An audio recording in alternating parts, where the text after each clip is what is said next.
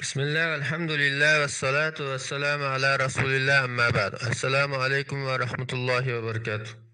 Muhterem qarindoshlar, anglayotganlar Muhammad ibn Sulayman Mag'ribiyning Jam'ul Fawaid min Jami'il Usul ve Majmu'uz Zawaid nomli kitobining 6 tomi. Biz kiyim-kechak va zivzinat bo'limini o'qiyotgan kagayadni davomlashtiramiz. Chaç bo'yash, qo'lga xini yiqish va xaluq, za'faron aralashtirilgan qizil ranglik bir xil xushpurak aralashmasi ishiltish. İmam Buxariyning rivoyatida Abu Hurayra radhiyallohu anhudan rivoyat qilinadiki, payg'ambar sallallohu alayhi vasallam mundaq degan: Yahudi va xristianlar chachlarini bo'yamaydi. Sizlar ularga zid ish qilinglar. Tirmiziyning sahih rivoyatida payg'ambar sallallohu alayhi vasallam mundaq degan: Oq chachni o'zgartinglar, bo'yanglar, Yahudilarga o'xshab qolmanglar. Tirmiziyning sahih rivoyatida Abu Zar radhiyallohu anhudan rivoyat qilinadiki, payg'ambar sallallohu alayhi vasallam mundaq degan: Oq chachni bo'yaydigan eng yaxshi narsa xini bilan katamdir. Abu Davudning sanadi sahih rivoyatida Zayd ibn Aslam mundaq deydi: Ibn Umar soqolini sarg'uch qilib bo'yayotdi, hatto kiyimlarimi sarg'ayib ketdi. Ba'zilar uningdan soqolingni nimishqa sarg'uch bo'yayolsan deb so'raganda u: "Men payg'ambar sallallohu alayhi vasallamning shunday qilganligini ko'rgan edim. U mushundaq qilishni bek yaxshi ko'radi va ba'zida kiyimlarining hammasini hatto sallasini mushundaq bo'yayotdi" deb javob berdi. Nasai'ning sanadi sahih rivoyatida Ibn Umar radhiyallohu anhuma mundaq deydi: Payg'ambar sallallohu alayhi vasallam kala terisidan oyoq kiyatdi, soqolini vars, zafronga o'xshab ketadigan bir xil bo'yoq va zafron bilan sarg'uch bo'yatdi. Ibn Umar mo shundaq qiladi. İmam Müslimning rivoyatida sabit mundaq deydi: Anas ibn Malik radhiyallohu anhudan payg'ambar sallallohu alayhi vasallamning chechini nima bilan bo'yadiganligi so'ralgan edi. U: Agar payg'ambar sallallohu alayhi vasallamning beshidagi oqni sanashni xohlasam sanay olaydim. Chunki payg'ambar sallallohu alayhi vasallam chechini bo'ymagan edi. Lekin Abu Bakr radhiyallohu anhu xina va ketim bilan, Umar radhiyallohu anhu faqat xini bilan bo'ygan edi dedi. Abu Davudning sahih rivoyatida Abu Rimsa mundaq deydi: Men dadam bilan billa payg'ambar sallallohu alayhi vasallamning qishig'i bordim. Uning mo'risiga tushib turadigan chechi bor bo'lib, chechida xina qoldiqlar bor edi. Uchisiga 2 yeshil ton kiyib olgan edi. Dadam uningga: "Men tevib, dummangdagi shu payg'ambarlik muhrini ko'rsatgan" dedi. Payg'ambar sallallohu alayhi vasallam: "Alloh haqiqiy tevibdir. Sen bo'lsang bir shafqatli odamsan. Uning asli tevibi uni yaratgan zot Allohdir" dedi. Nasai'ning sahih rivoyatida Abu Rimsa mundaq deydi: Men dadam bilan payg'ambar sallallohu alayhi vasallamning qishig'i bordim. U soqolini xini bilan bo'yab olgan ekan. Imam Buxoriyning rivoyatida Osman ibn Abdullah ibn Mawhab mundaq deydi: Ailemdekiler meni payg'ambar sallallohu alayhi vasallamning ayoli Ummu Salamaning yanındaki kumush qochidagi suv uchun avatdi. Ravi Isroil ya o'zining 3 qatim avatilganligini yoki qochining cho'nligini bildirmoqchi bo'lib 3 barmoqni yumdi. Uningda payg'ambar sallallohu alayhi vasallamning bir qancha tal chechi bor edi. Agar bir kishiga ko'zi yig'ib qolsa yoki kasal bo'lib qolsa, uni bir qamchi bilan Ummu Salamaning qishig'i avatdi. Ummu Salama o chechlarni qochidagi suvga sulaydi. Men uning qishig'i avatilgan chaqda Ummu Salamaning yanındaki kichik qochida turgan bir qancha tal qirg'ich chashni ko'rdim. İmam Malikning rivoyatida Abu Salama ibn Abdurrahman mundaq deydi: Abdurrahman ibn Asvad ibn Abdu Yag'us bizning qishimizda o'tiradi. Uning chach va soqoli oqarib ketgan edi. Bir kuni u bizning qishimizga chach va soqolini qizg'ish bo'yab keldi. Kishilar uningga nihoyat chiroyli bo'pti deydi.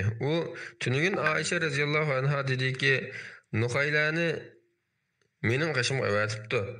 Dedi qasam qilib turib chach va soqolimni cho'qim bo'yishimni. Chunki Abu Bakr Siddiq radhiyallohu anhu uning shunday qilganligini aytdi dedi.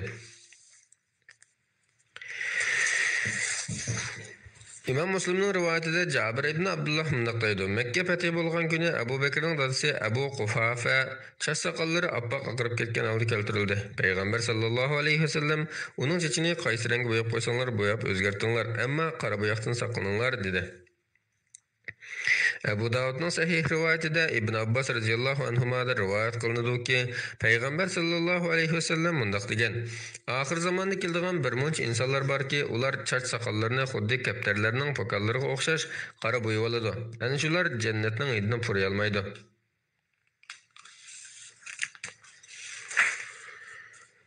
Abu Davudning Hasan rivoyatida Aisha radhiyallohu anha mundaq deydi. Bir ayol qo'lini parda orqasidan uzatib payg'ambar sallallohu alayhi vasallamga bir parcha xat sundi. Payg'ambar sallallohu alayhi vasallam uning qo'lini uzatmay turib, "Bu er kishining qo'limi yoki xotin kishining qo'limi bilolmadim-ku" degan edi. U ayol xotin kishining qo'li dedi. Payg'ambar sallallohu alayhi vasallam, "Agar xotin kishi bo'lsang, albatta tirnoqlaringga xina yaqqan bo'larding" dedi.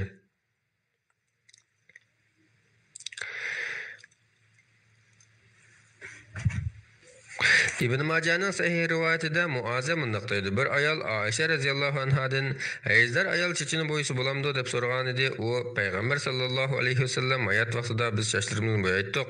U bizni to'smaydi deb javob berdi. Abu Davudning sahih rivoyatida Abu Hurayra radhiyallohu anhu mundaq deydi.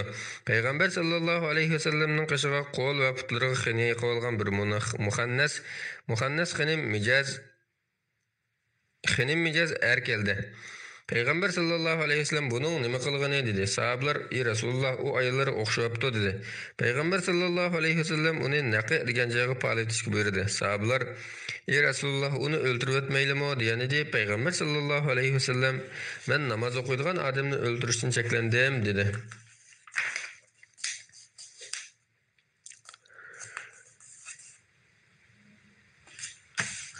İmam Buxariyning rivoyatida Anas radhiyallohu anhu mundaq deydi. Payg'ambar sallallohu alayhi vasallam er kishining za'fron ishlatishini ma'ni qilgan.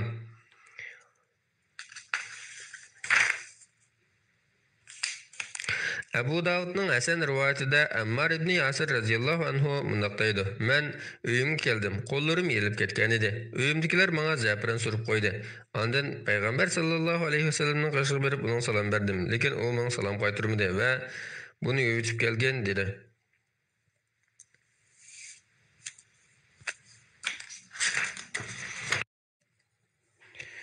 Bismillah, alhamdulillah, ve salatu ve selamu ala Resulillah, amma ba'd. Assalamu alaikum ve rahmetullahi ve berekatuh. Ez qarindoshlar, anglayotganlar Muhammad ibn Sulayman Maghribining Jam'ul Fawaid min Jami'il Usul ve Majmu'uz Zawaid nomli kitobining 6-tomi. Biz kiyim-kechak va zib-ziynat bölümini o'qiyotgan kagayadan davomlashtiramiz. Xatni qilish, tirnoqlarni elish, qo'ltiqning tukini yulish, avratning tukini elish, xol chektirish va boshqalar. İmam Müslimning rivoyatida Abu Hurayra radhiyallohu anhu da rivoyat qilinadiki, payg'ambar sallallohu alayhi vasallam mundaq degan: "Xatni qilish, avratning tukini elish, burutni qirqish, tirnoqni elish va qo'ltiqning tukini yulishdan iborat 5 ish yaratishdirlar sunnatdir." İmam Müslimning rivoyatida Anas radhiyallohu anhu mundaq deydi: "Bizga burutni qirqish, tirnoqni elish, qo'ltiqning tukini yulish va avratning tukini tushirishda 40 kechadan oshirib o'tmaslik belgilandi." Tirmizining sahih rivoyatida 40 kundan oshirib o'tmaslik belgilandi deyilgan. İmam Buxariyning rivoyatida Abu Hurayra radhiyallohu anhu da rivoyat qilinadiki, payg'ambar sallallohu alayhi vasallam mundaq degan: "İbrahim alayhissalom 80 yoshga kirgandan keyin palti bilan xatni qilingan." İmam Buxariyning yana bir rivoyatida İbrahim alayhissalom 80 yoshga kirganda xatni qilingan deyilgan. İmam Malikning rivoyatida Sa'id ibn Musayyib mundaq deydi: "İbrahim alayhissalom tunji bo'lib mehmon kutgan, tunji bo'lib xatni qildirilgan, tunji bo'lib burt qisqartgan kishidir. U chashning oqarganligini tunji qatim ko'rib, "Ey Parvardigorim, bu nima ish?" degan. Parvardigor Alloh taolo: "Ey Ibrohim, bu tamkinlikning alomatidir" degan. İbrahim alayhissalom: "Ey Parvardigorim, undaqda menga tamkinlikni ziyoda qilib bergin" degan. İmam Buxariyninki rivoyatida Said ibn Jubayr mundaq deydi: "Kishilar Ibn Abbas radhiyallohu anhumadan payg'ambar sallallohu alayhi vasallam vafot bo'lganda sen qancha yoshlarda eding deb so'ragan edi. U shu chaqda men xatni qilingan edim. U chaqda bolalar oqqarini farqatgudak bo'lmoqcha xatni qilinmaydi deb javob berdi." Abu Davudning sahih rivoyatida Umma Atiyya Ansari mundaq deydi: "Madinada bir ayol qizlarni xatni qilatdi. Payg'ambar sallallohu alayhi vasallam uningga bek ichkari kesib etmagan, chunki u xotin kishi uchun texmi lazzat, er uchun texmi huzur bag'ishlaydi" dedi.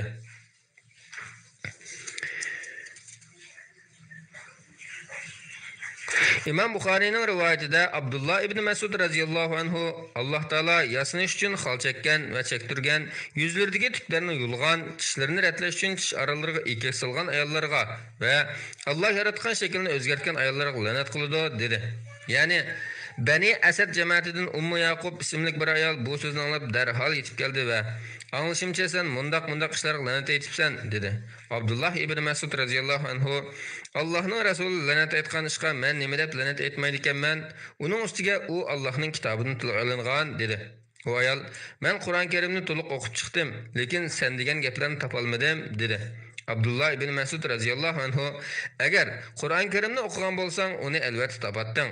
Sen payg'ambar sizlarga berganni elinglar, payg'ambar chekilgan narsaga chekilininglar degan oyatni o'qimadingmi dedi. O ha o'qidim dedi.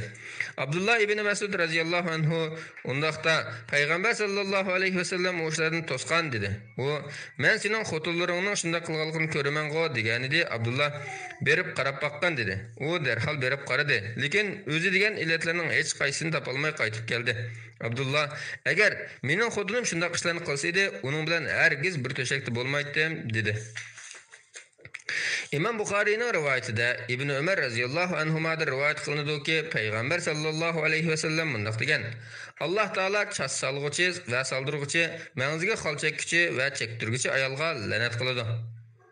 Abu Davudning sahih rivoyatida Ibn Abbos radhiyallohu anhuma mundaq deydi: Chas solg'uchi va soldirg'uchi, yuzdagi tuklarni terguchi va terdirguchi, biror illat bo'lmasmi, o'zini tuzash uchun xol chekkichi va chektirguchi ayolga la'nat qilindi. Tabaranining raviylari sahih hadisning ravisi bo'lgan hadisida Qays ibn Abu Azim mundaq deydi: Abu Bakr kasal bo'lib qolganda uning yoniga kirdik. Men uning yonida ikki qo'liga xol chektirib olgan oq yuzlik bir ayolni ko'rdim. U Abu Bakrning atrofidagi chivinni qo'rib o'tadi. Qarasam, u Umaysning qizi Asma ekan.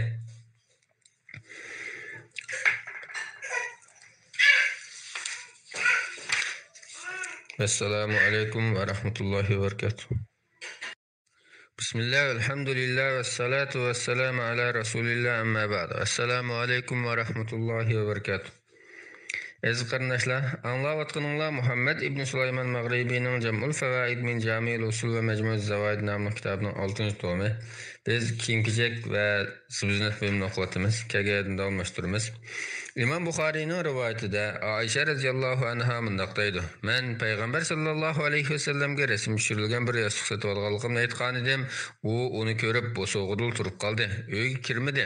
Men uning yuzidagi norozilik kayfiyatini ko'rib, "Ey Rasululloh, Allohga va uning payg'ambariga tavba qilay. Men nima gunoh qildim?" dedim. Payg'ambar sallallohu alayhi vasallam bu yostiq nereden keldi deb so'radi. Men sening o'ltirishing va yo'nalishing uchun sotib oldim dedim. Bu rasmlarning egillari qiyomat kuni azobga tortiladi. Ularga sizlar ijobat qilgan narsaga jon kirgizinglar deyiladi. Sizlar ijod qilgan narsaga jon kirgizinglar deyiladi. Uning ustiga rasmlar uyga farishtalar kirmaydi dedi. İmam Buxariyning rivoyatida Aisha radhiyallohu anha mundaq deydi: Men payg'ambar sallallohu alayhi vasallam uchun rasmbar bir parcha raqning ishini to'ldirib yostiq tikdim. Payg'ambar sallallohu alayhi vasallam kelib bo'sog'ida turib qoldi. Chiroyi o'zgarib ketgan edi. Men "Ey Allohning payg'ambari, biz nima xatolik o'tkazdik?" deb so'ragan edim. U "Bu nima yostiq?" dedi. Men "Sening yonpashlab yetishing uchun tikkan edim" dedim. U "Rasmbar uyga farishtalarning kirmaydiganligini bilmamsan" dedi. İmam Müslim'deki yana bir rivayette munolar qo'shib bayon qilingan. Men uni elib ikkiga bo'lib yo'linib o'ltirgan yostiq qildim. Payg'ambar sallallohu alayhi vasallam uyda uning yo'linib o'ltiradi. Nasai'ning sahih rivoyatida Aisha radhiyallohu anha mundaq deydi: Payg'ambar sallallohu alayhi vasallam ma'lum bir safardan qaytib keldi. Men qizning uyiga rasmlik raqtdan fartatib olgandim. Payg'ambar sallallohu alayhi vasallam uni tartib elitib, qiyomat kuni eng qattiq azob qilgan kishilar Alloh yaratgan narsaga o'xshitib narsijat qilganlardir dedi. İmam Müslimning rivoyatida Aisha radhiyallohu anha mundaq deydi: Payg'ambar sallallohu alayhi vasallam ma'lum bir safardan qaytib keldi. Men qanotli otlarning rasmi tushirilgan bir parcha raqtni ikki parcha qilib tartib qo'ygan edim. Payg'ambar sallallohu alayhi vasallam uni elitishimni aytdi. Men uni elitdim. İmam Müslimning yana bir rivoyatida mundaq deyildi: Men bir parcha raqt elib uni ikki parcha qilib tartib qo'ydim. Payg'ambar sallallohu alayhi vasallam kelib uni ko'rdi. Men uning yuzidagi norozilik kayfiyatini his qildim. U pardani tartib elib yertib etdi va Alloh bizni tosh va kesaklarni yepib qo'yishga buyurmadi dedi. Keyin uni kesib ikki yostiq qilib ishini to'ldirdim. Bu ishimni ayiblamadi. Tirmizining sahih rivoyatida mundaq deyildi: Payg'ambar sallallohu alayhi vasallam menga uni elib etgan, u menga mol dunyoni eslatib qo'ydi ekan dedi. İmam Müslim'nin rivayetinde Said ibn Abu Hasan mundaq deydi. Bir adam İbn Abbas'ın qışığı kelib, "Men bu resimlarni siziman, men fatva bergen" degan edi. İbn Abbas "Menga yaqin kelgen" dedi. U yaqinlashdi. Ondan yana "Menga yaqin kelgen" dedi. U texim yaqin keldi. İbn Abbas uning beshiga qo'lini qo'yib turib, "Men payg'ambar sallallohu alayhi vasallamdan bu vaqtda anlaganlarimni sana aytib beray. Men uning resim suzg'uchi har qanday kishi do'zaxga kiradi. Uning suzgan rasmlarining hammasiga jon kirgiziladi. Ondan shu jon uni jahannamda azoblaydi" deganligini anglagan edim. Agar sen cho'qim rasm sizaman deb turib olsang, dal daraxtlarni va jonsiz narsalarni sizg'in dedi. İmam Buxariyning yana bir rivoyatida mundaq deyildi. Men payg'ambar sallallohu alayhi vasallamning Alloh rasm sizg'uchini sizg'an rasmiga jon kirgizib baqa deb azoblaydi. U odam bo'lsa, uningga hargizmi jon kirgizilmaydi deganligini anglagan edim dedi. Shuning bilan u odam qattiq titrab, yüzü sapsariq bo'lib ketdi. Ibn Abbas uningga "Voy sening alingga, agar sen rasm sizmasan bo'lmaydi deb turib olsang, av daraxtlarni va jonsiz har qanday narsani sizg'in" dedi. İmam Buxariyning rivoyatida Abu Hurayra radhiyallohu anhuning mundaq deganligi rivoyat qilinadi. Men payg'ambar sallallohu alayhi vasallamning Alloh taolo men yaratgan narsalarga o'xshash narsalarni sizgan kishidanmi zolim kishi yo'q. Qani ular bir tal qo'noq yoki bir tal don va yoki bir tal arpa yertib boqmoqsunmi deydi. Deganligini anglagan edim. İmam Buxariyning rivoyatida Aisha radhiyallohu anha mundaq deydi. Payg'ambar sallallohu alayhi vasallam kasal bo'lib yetib qolganda, ba'zi ayollari uning yanida o'zlari Habashiston zamonida ko'rgan Mariya ismli bir shirkovni tilga ilishib, uning go'zalligi va uningki rasmlar to'g'risida paran qilishdi. Salama radhiyallohu anha bilan Habiba radhiyallohu anha Habashiston zamoniga hijrat qilib borgan edi. Shuning bilan payg'ambar sallallohu alayhi vasallam beshin ko'tarib, ular ichidan yaxshi bir odam o'lsa, shuning qabrisiga masjid salib oladi. Ondan uningga ana shu resimlarni sizdi. Ular Allohning dargohida eng yomon kishilardir dedi. İmam Buxariyning rivoyatida Zayd ibn Xolid payg'ambar sallallohu alayhi vasallamning sahabisi Abu Talha radhiyallohu anhu dan rivoyat qiladi-ki, payg'ambar sallallohu alayhi vasallam rasmba uyga farishtalar kirmaydi degan. Raviylardan Busr mundaq deydi. Keyin Zayd kesil bo'lib qoldi. Biz uni yo'qlab qolsak, uning ishida rasm bor pardasi ekan. Men payg'ambar sallallohu alayhi vasallamning ayoli Maymunaning o'gay bolasi Ubaydullohga Zayd bizga bir kun burun rasm qilib so'zib bermaganmidi dedim. Ubaydulloh uning raqtga ishlangan rasm mustasnodir deganligini anglamaganmiding dedi.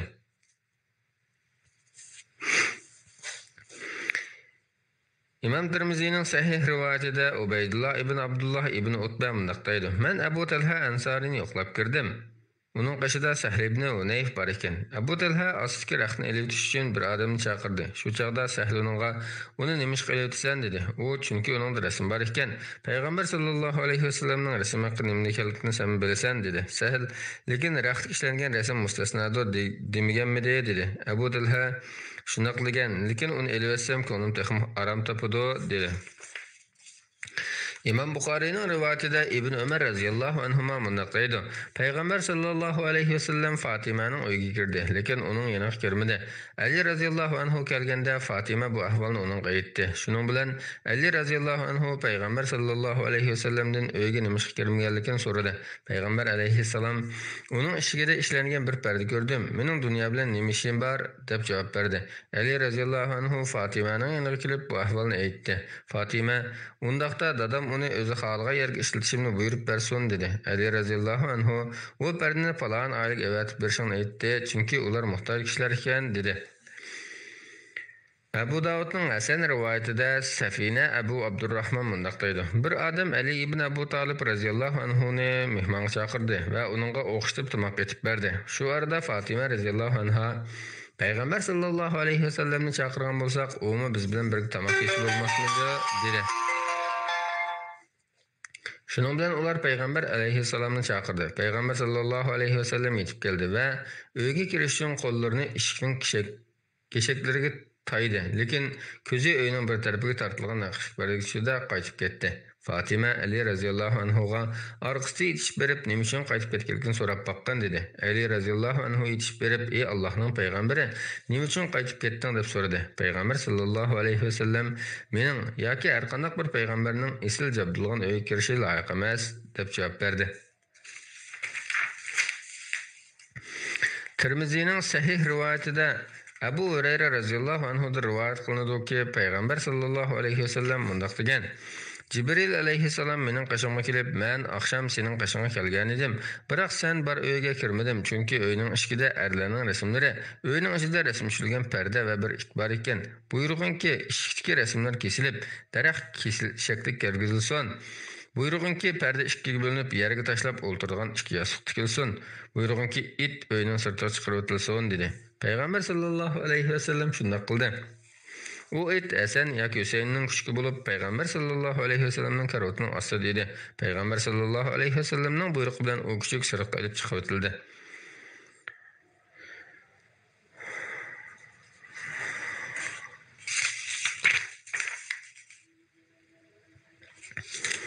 Assalomu alaykum va rahmatullohi va barakatuh. Bismillah velhamdülillah ve salatu ve selamu ala Resulillah amma ba'd. Assalamu alaikum ve rahmetullahi ve berekatuh. Muhterem qarindoshlar, anglayotganinglar Muhammad ibn Sulayman Maghribining Jam'ul Fawaid min Jamil Usul ve Majmu'uz Zawaid nomli kitobining 6-tomi.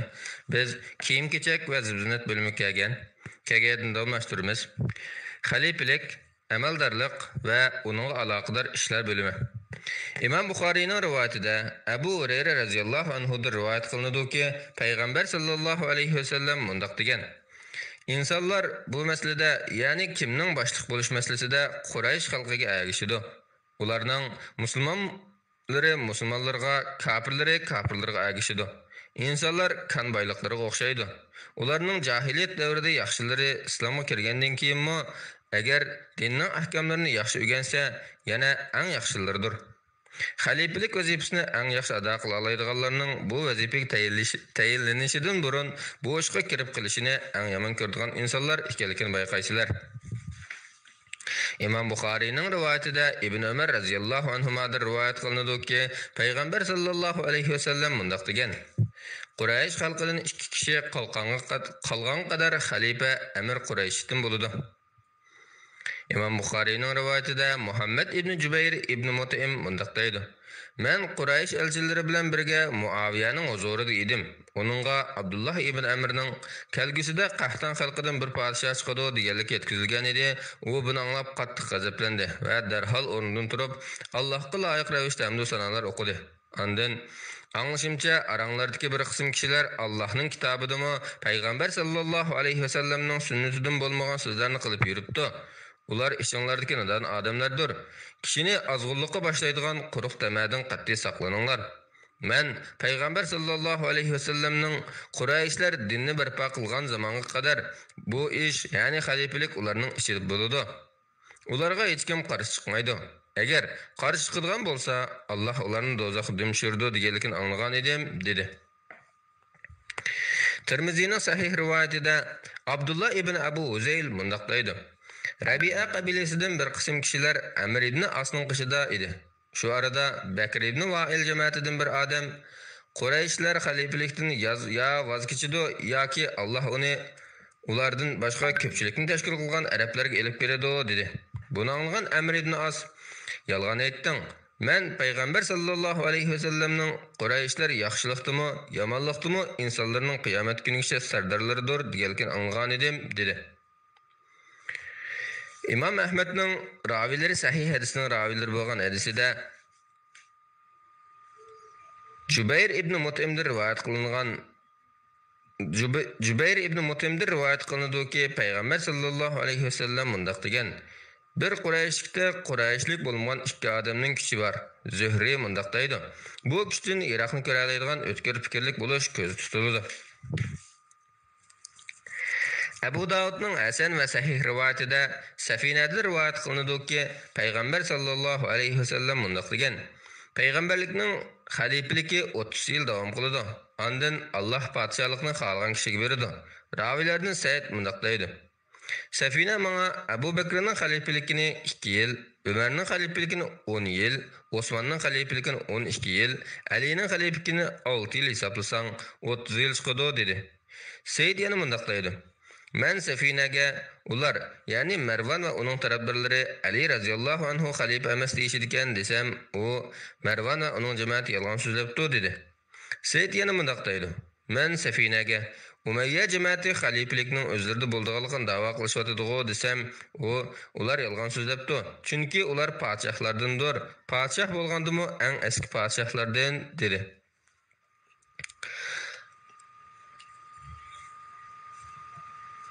Abu Davudning sahih rivoyatida Payg'ambar sallallohu alayhi vasallam uyga qaytib kelganda Qurayshlar uning uyiga kelib, "Ondan keyin qanday bo'ladi?" deb so'ragan edi. Payg'ambar sallallohu alayhi vasallam "Ondan keyin fitna zamoni keladi" deb javob berdi.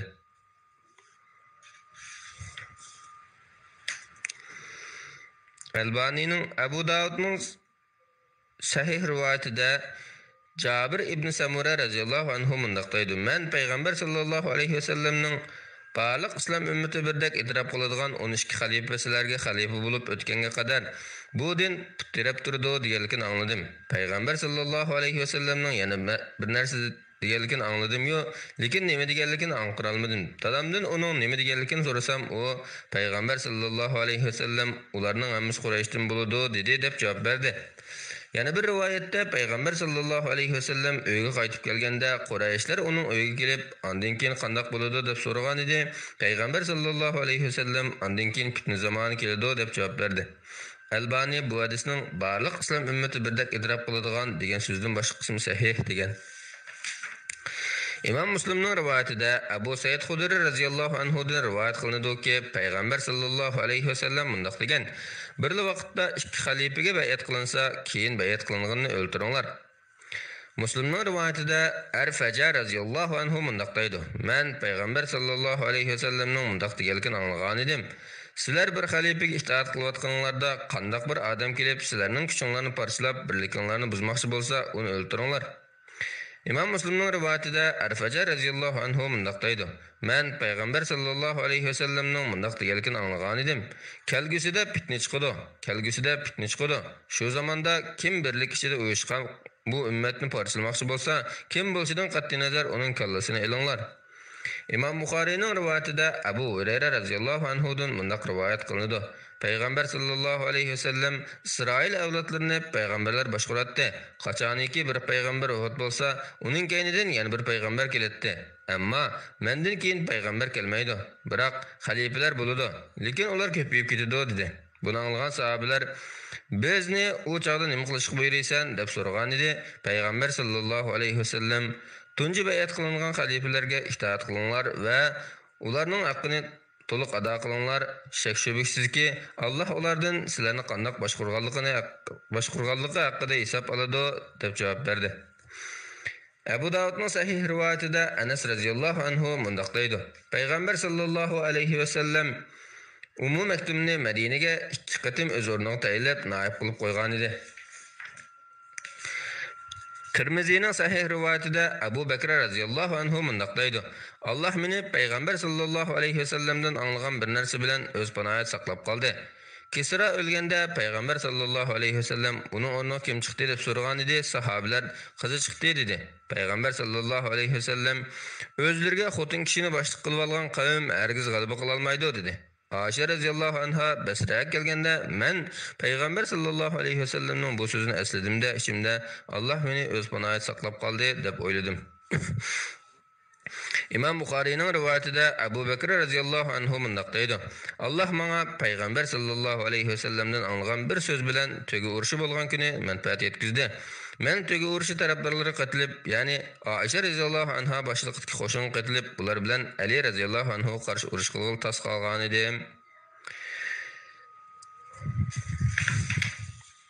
İmam Buxoriyning rivoyatida Abdullah ibn Umar radhiyallohu anhuma mundaq deydi: Men Payg'ambar sallallohu alayhi vasallamning mundaq deganligini anglagan edim.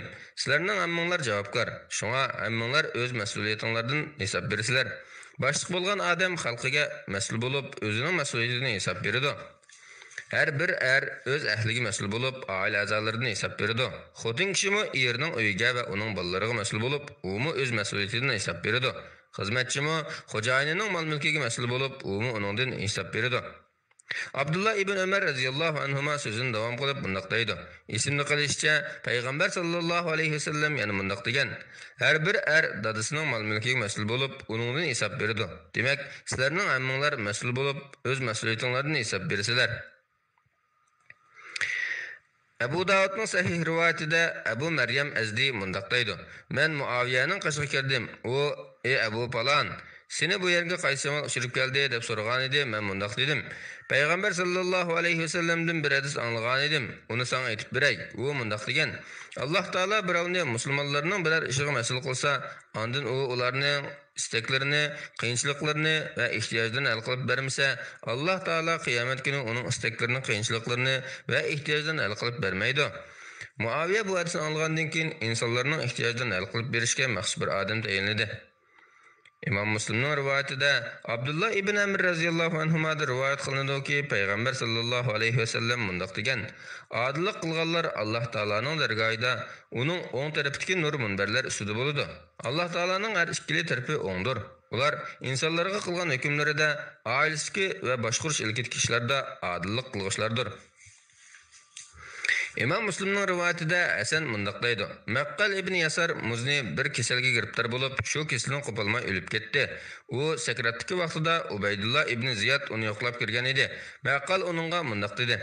Men sana Payg'ambar sallallohu alayhi vasallamdan anglagan bir hadisni so'zlab beray. Agar men buningdan keyin hayat qolganligimni bilsam edim, uni sana so'zlab bermaydim. Uning mundaq deganligini anglagan edim.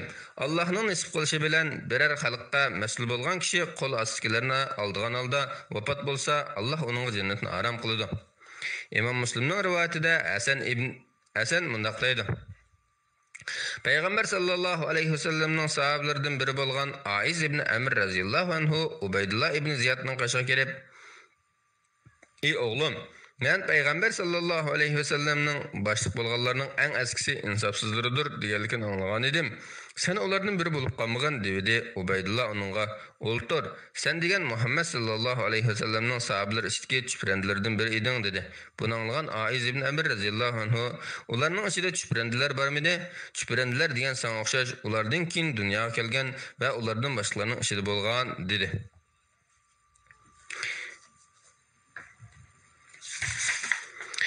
İmam Müslim'nin rivayetinde Abu Zer radıyallahu anhu mundaq deydi.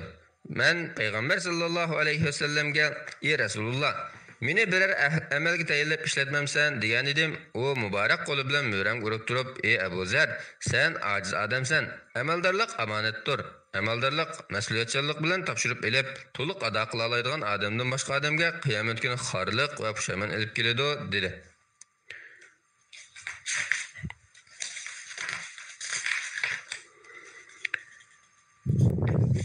İmam Buxariyning rivoyatida Abdurrahman ibn Samura radhiyallohu anhudan rivoyat qilinadi Payg'ambar sallallohu alayhi vasallam mundaq degan: "Ey Abdurrahman ibn Samura, sen amaldorlikni so'ramagin. Agar sen amaldorlikni so'rab izlasang, Alloh tarafidan yordamsiz qolasan. Agar sen uni so'ramasdan erishsang, uni to'liq ado qilish yo'lida Alloh tarafidan yordamga erishsan." İmam Buxariyning rivoyatida Abu Hurayra radhiyallohu anhudan rivoyat qilinadi Payg'ambar sallallohu alayhi vasallam mundaq degan: "Kelgusida sizlar amaldorlik qiziqsizlar. Bu sizlar uchun qiyomat kuni pushaymon elib keladi. Amaldorlik nimaga yaxshi, lekin oqibati nimaga yomon?" İmam Müslim'nin rivayetinde Abu Musa radhiyallohu anhu mundaq deydi. Tağamning ballarından ikkisi bilan birga Payg'ambar sallallohu alayhi vasallamning qishiga kirdim. Ulardan biri: "Ey Allohning payg'ambari, Alloh taolo seni ega qilgan ishlardan biriga bizni amr qilsang" dedi. Yana birmi uning o'xshash so'z qildi. Payg'ambar sallallohu alayhi vasallam: "Allohning nomi bilan qasamki, biz bundaq ishga uni tilgan va uning erishgan kishini tayinlamaymiz" dedi. İmam Buxariyning rivayetida Ibn Abbas radhiyallohu anhuma mundaq deydi. Payg'ambar sallallohu alayhi vasallamning zamonida Musaylima kazzab o'z qavmidan nurg'un odam bilan birlikda Madinaga kelib, "Agar Muhammad o'zidan keyin payg'ambarlikni men qoldirsa, men uning agishatdim" dedi. Payg'ambar sallallohu alayhi vasallam xurmishidan birini elib, Sabit ibn Qays ibn Shammas bilan birlikda uning qishiga keldi va odamlar ichida turgan Musaylimaning oldiga kelib to'xtab: "Agar sen mendan mushu bir tal Şahını sorsangmı, men onu sana ergiz bermeymen. Sen Allah'ın emrinden ergiz qutulmaysan. Eğer sen Allah'ın emriga arqanı qilsang, Allah seni çok malak qiladi. Men senin haqqında tushimni ko'rganlarimni shu topda o'ngimda ko'rgandek bo'lyapman" dedi. Keyin Abu Hurayra radhiyallohu anhu mundaq dedi.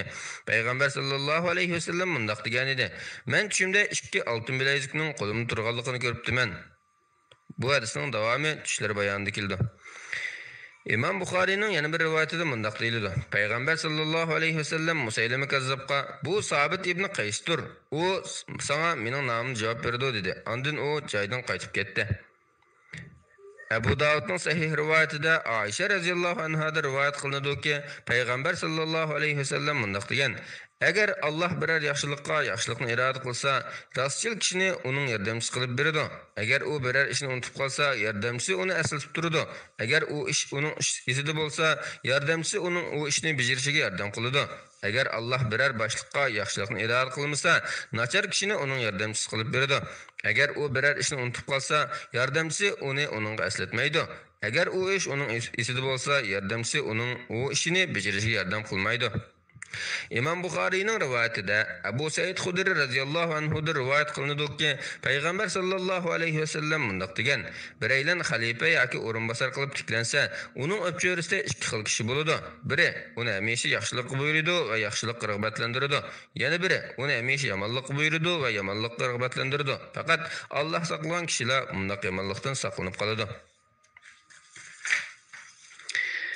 Tirmizining sahih rivoyatida Ka'b ibn Ujradan rivoyat qilinadiki, Payg'ambar sallallohu alayhi vasallam mundaq degan: "Quloq solinglar, tingshanglarki, mendan keyin amaldorlar keladi. Kimki ularning qashig'i berib, ularning yolg'on so'zlarini tasdiqlasa va ularning zulmlariga yordam qilsa, u mendan emas, men uningdan emas.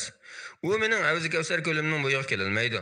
Kimki ularning qashig'i kirmasa va ularning zulmlariga yordam qilmasa, shundaqla ularning yolg'on so'zlarini tasdiqlamasa, u mendan, men uningdan. Ana shu odam Havzi Kavsar ko'limning bo'yiga keladi." Buxariyning rivoyatida Nafi' mundaq deydi: "Madina xalqi Yazid ibn Muaviyaning baytidan chiqqan chaqda Ibn Umar radhiyallohu anhuma o'zining yaqinlarini va bolalarini yig'ib, men Payg'ambar sallallohu alayhi vasallamning har bir xiyonatxo'r uchun qiyomat kuni bir bayroq tiklanadi deganligini anglagan edim. Biz bu odamga, ya'ni Yazid ibn Muaviyaga Allohning va uning payg'ambarining buyrug'iga binoan bayat qildik.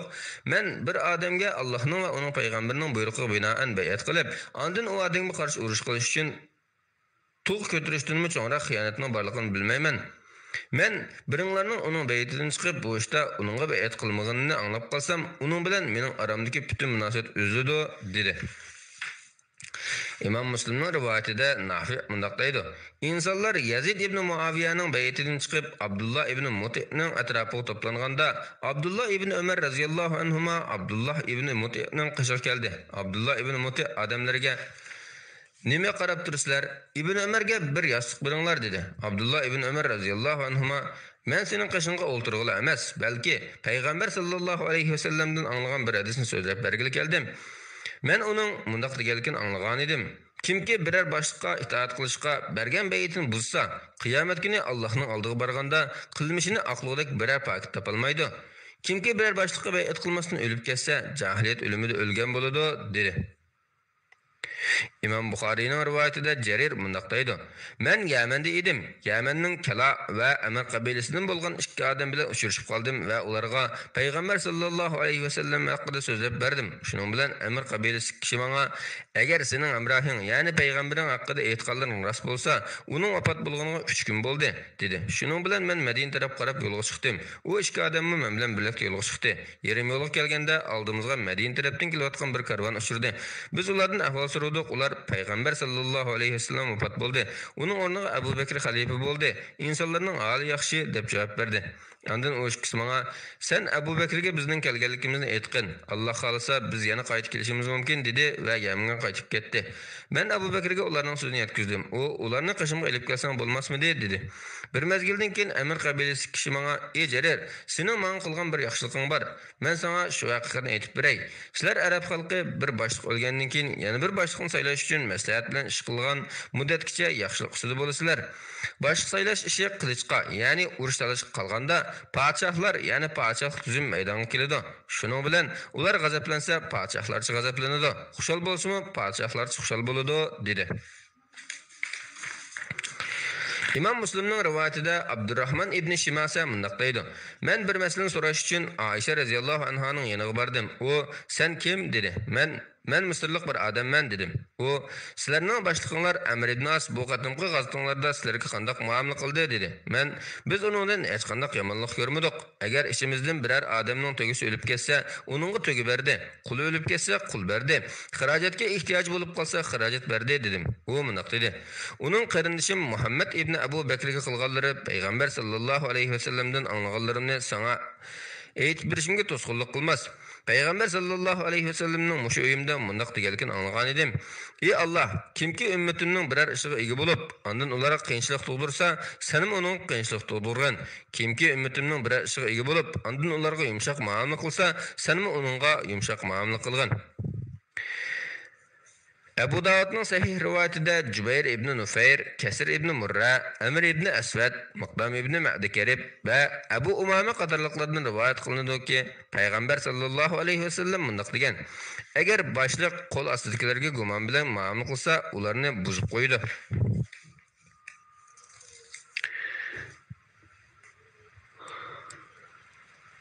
İmam Tabaranining Al-Kabirdagi raviylar ishonchli rivoyatida Ibn Abbas radhiyallohu anhudan rivoyat qilinadiki, payg'ambar sallallohu alayhi vasallam mundoq degan: "Bu ishning dastligi payg'ambarlik va rahmatdir. Ondan keyin xalifalik va rahmat bo'ladi. Ondan keyin podshohlik rahmat bo'ladi. Ondan keyin sultonlik va rahmat bo'ladi. Ondan keyin insonlar huquqqa erishish uchun bir-birlarini xuddi eshaklar bir-birini tishlagandek tishlaydi. Shu vaqtda sizlar jihad qilishinglar lozim. Eng afzal jihad chegara rayonlarini qo'g'dashdir. Qo'g'daydigan eng afzal chegara Asqalondir."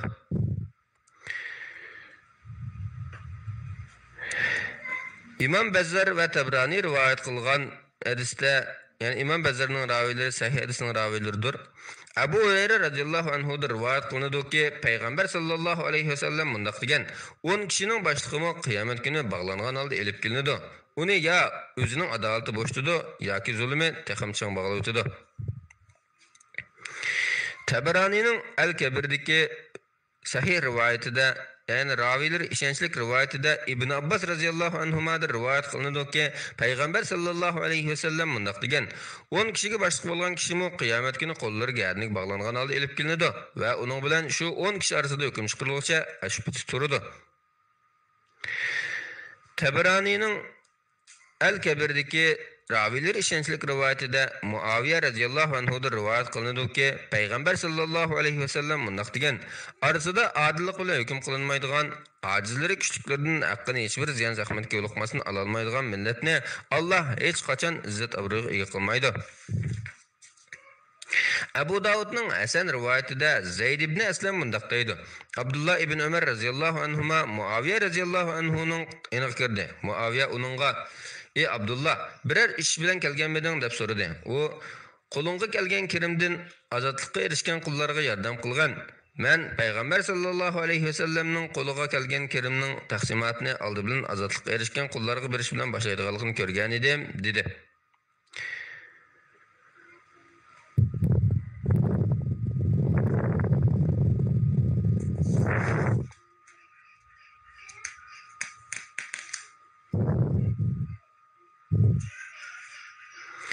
İmam Tabaranining Al-Kabirdagi raviylar ishonchli rivoyatida Hasan ibn Ali radhiyallohu anhuma mundoq deydi: "Abu Bakr radhiyallohu anhu vafot bo'lish oldida, ey Aisha, biz sig'ib sutini ichayotgan tugiga, tomoq pishirib yeyotgan qozonga va kiyayotgan kiyim-kechaklarga qaragan. Biz musulmonlarning ishlariga mas'ul bo'lgan chig'imizda u narsalardan foydalanib kelgan edik. Agar men vafot bo'lib ketsam, u narsalarni Umar qaytarib bergan" dedi. Abu Bakr radhiyallohu anhu vafot bo'lib ketgandan keyin Aisha radhiyallohu anha u narsalarni Umar radhiyallohu anhuga avatib berdi. Umar radhiyallohu anhu Abu Bakr radhiyallohu anhu qaratib: "Alloh sana rahmat qilsin, ammo sendan keyin keldiganlarning ishini taslashtiribsan" dedi. İmam Buxoriyning rivoyatida Sa'laba ibn Abu Malik mundoq deydi: "Umar ibn Xattob radhiyallohu anhu Madina ayollariga kiyim tarqatib berdi, lekin bir qur isil kiyim eshib qoldi. Umar radhiyallohu anhuning yannikilar: 'Ey mu'minlarning amiri, bu sening ayolingga, ya'ni Alining qizi, payg'ambar sallallohu alayhi vasallamning nevarasi Ummu Gulsumga bergan" deydi. Umar radhiyallohu anhu buningga Ummu Salid texmaqliq, u payg'ambar sallallohu alayhi vasallamga bayat qilgan ansari ayollardan bo'lib, Uhud urushida bizga tulum bilan suv to'shib bergan edi dedi. Shuning bilan bu bo'limninki mushu babi mushagichi bo'ldi. Allah xalsa keyingi bölümgacha amin bo'linglar. Keyingi bölümni ko'rishaylik. Allohga omonat. Bismillah, alhamdulillah, vassalatu vassalamu ala rasulillah, amma ba'd. Assalomu alaykum va rahmatullohi va barakatuh. Muhtaram qarindoshlar, hozir huzuringizga to'g'ri yo'lda mangan 4 xalifa va ularga qilingan bay'atlarga aloqador hadislarni uzunroq sunamiz. Bu hadislarni Muhammad ibn Sulaymon Maghribi o'zining Jam'ul Fawaid min Jamil Usul va Majmu'iz Zawaid nomli kitobining 6-tomiga to'plagan. Hammalarninki diqqat bilan anglashinglarni umid qilamiz. İmam Buxariyning rivoyatida Abdullah ibn Abbas radhiyallohu anhuma mundaq deydi. Payg'ambar sallallohu alayhi vasallam hayotining oxiridagi kesibida yotadi. Ali ibn Abu Talib radhiyallohu anhu uning yenidan sirtqa chiqdi. Kishilar: "Ey Ali, Rasululloh bugun qandaqroq?" deb so'rashdi. Ali radhiyallohu anhu: "Allohga hamdlar bo'lsinki, u bugun xeyli yaxshi bo'lib qoldi" dedi. Abbas ibn Abdulmuttalib uning qo'lidan tutib turib, Allohning nomi bilan qasamki, sen 3 kundan keyin boshqalarga boshliq bo'lasan. Allohning nomi bilan qasamki, payg'ambar sallallohu alayhi vasallamni bu kasalda vafot bo'lib ketamdikin deyman. Men Abdulmuttalib jamoatining o'lish oldidagi holini obdan bilaman. Sen bizni payg'ambar sallallohu alayhi vasallamning qashiq elib kirgan. Biz uningdan xalifalik ishini so'rayli. Agar xalifa bizdan bo'ladigan bo'lsa, buni biz bilib qolayli. Agar boshqalardan bo'ladigan bo'lsa, buni bilib qolayli. U bizga qanday qilish haqida vasiyat qilsin dedi. Ali radhiyallohu anhu: "Agar biz uningdan xalifalikni so'rasak, uni bizdan ma'ni qilishi mumkin. Navoda shunday bo'lib qolsa, buningdan keyin xalq bizga xalifalikni hargiz bermaydi. Allohning nomi bilan qasamki, men payg'ambar sallallohu alayhi vasallamdan bu to'g'liq hargiz so'ramayman" dedi. İmam Buxariyning rivoyatida Muhammad ibn Jubayr ibn Mut'imdir rivoyat qilinadiki, uning dadasi Jubayr radhiyallohu anhu mundaq degan: Bir ayol payg'ambar sallallohu alayhi vasallamning yoniga bir ish uchun keldi. Payg'ambar sallallohu alayhi vasallam uni boshqa bir vaqtda kelishga buyurdi. U: "Mubodo men kelib sen topolmasam-chu" dedi. U ayol bu so'zidan uning vafot bo'lib ketishini ko'z tutganda qilgan edi. Payg'ambar sallallohu alayhi vasallam: "Mubodo men topolmasang Abu Bakrning oldiga borgin" dedi. İmam Buxariyning rivoyatida Ibn Abbas radhiyallohu anhuma mundaq deydi: Men bir qism muhojirlarga Qur'on o'rgatib o'tatdim. Ularning ichida Abdurrahmon ibn Avf bor edi. Men uning Minodagi yotqida turgan bo'lib, u Umar ibn Xattobning oxirgi hajida uning bilan birga edi. Bir vaqtda Abdurrahmon ibn Avf mening qishimga qaytib kelib mundaq dedi: Toshki sen bugun Umar ibn Xattobning yoniga kelgan bir odamni ko'rsang eding. U: "Ey mu'minlarning amri, sen paloni haqida qanday qaraysan?" U: "Agar Umar o'lsa, men paloniga, ya'ni Abu Talhaga bay'at qilaman. Allohning nomi bilan qasamki, Abu Bakrning bay'ati u bilan bitgan edi" deb fitna chiqarmoqchi bo'ldi dedi. Buni anglagan Umar radhiyallohu anhu qattiq g'azablandi va Alloh xolisa men kechda xalq orasiga chiqib bu fikrni o'ttirib chiqarib, ularni qaymoqtirganlarni ogohlantirman dedi. Men: "Ey mu'minlarning amiri, undaq qilmag'in. Chunki hozir haj mavsum bo'lg'achqa insonlar ichida nodon va jidalkash kishilar bor. Sening atrofingdagi insonlarning ko'pinchisi shularni tashkil qiladi. Men ularning so'zini boshqa tushunib qolishidan, shuning bilan sening asosiy maqsadingni uqshalmay qilib natijada ixtilof chiqishidan ansirayman. Shunga sen hozir ularga bir nima demagin. Madina hijrat makoni va sunnat yurtidir. U yerga qaytib borganingda fiqhshunos va oqsoqol kishilar bilan bir yerga jam bo'la olaysan. Shu chaqda demoqchi bo'lganlaringni tamkinlik bilan o'ttirib qo'ysang, ular bilimli kishilar bo'lganlik uchun nima demoqchi bo'lganligini tushunib, maqsadini eng yaxshi shaklda uqalaydi dedim. Umar radhiyallohu anhu: Allohning nomi bilan qasamki, Alloh xolisa men Madinaga borgandan keyin tunji yig'ilishda shunday qilaman dedi. Ibn Abbas radhiyallohu anhuma so'zini davom qilib mundaq deydi: Biz Zulhijja oyining oxirida Madinaga qaytib keldik. Dastlabki juma kuni tush vaqtida aldirab tinib masjidga keldim. Said ibn Zayd munbarning yonida o'tiribdi ekan. Men uning yoniga borib o'tirdim. Mening tizim uning tiziga tegib turadi. Ko'p o'tmay Umar ibn Xattob chiqib keldi. Men uning kelayotganligini ko'rib Said ibn Zaydga Umar bugun cho'qim xalifa bo'lgandan beri qilmagan bir so'zni qiladi dedim. Zayd menga e'tiroz bildirib, uning bundan burun qilmagan so'zni qilganligini sen nereden bilding dedi. Umar munbar ustiga chiqib o'tirdi.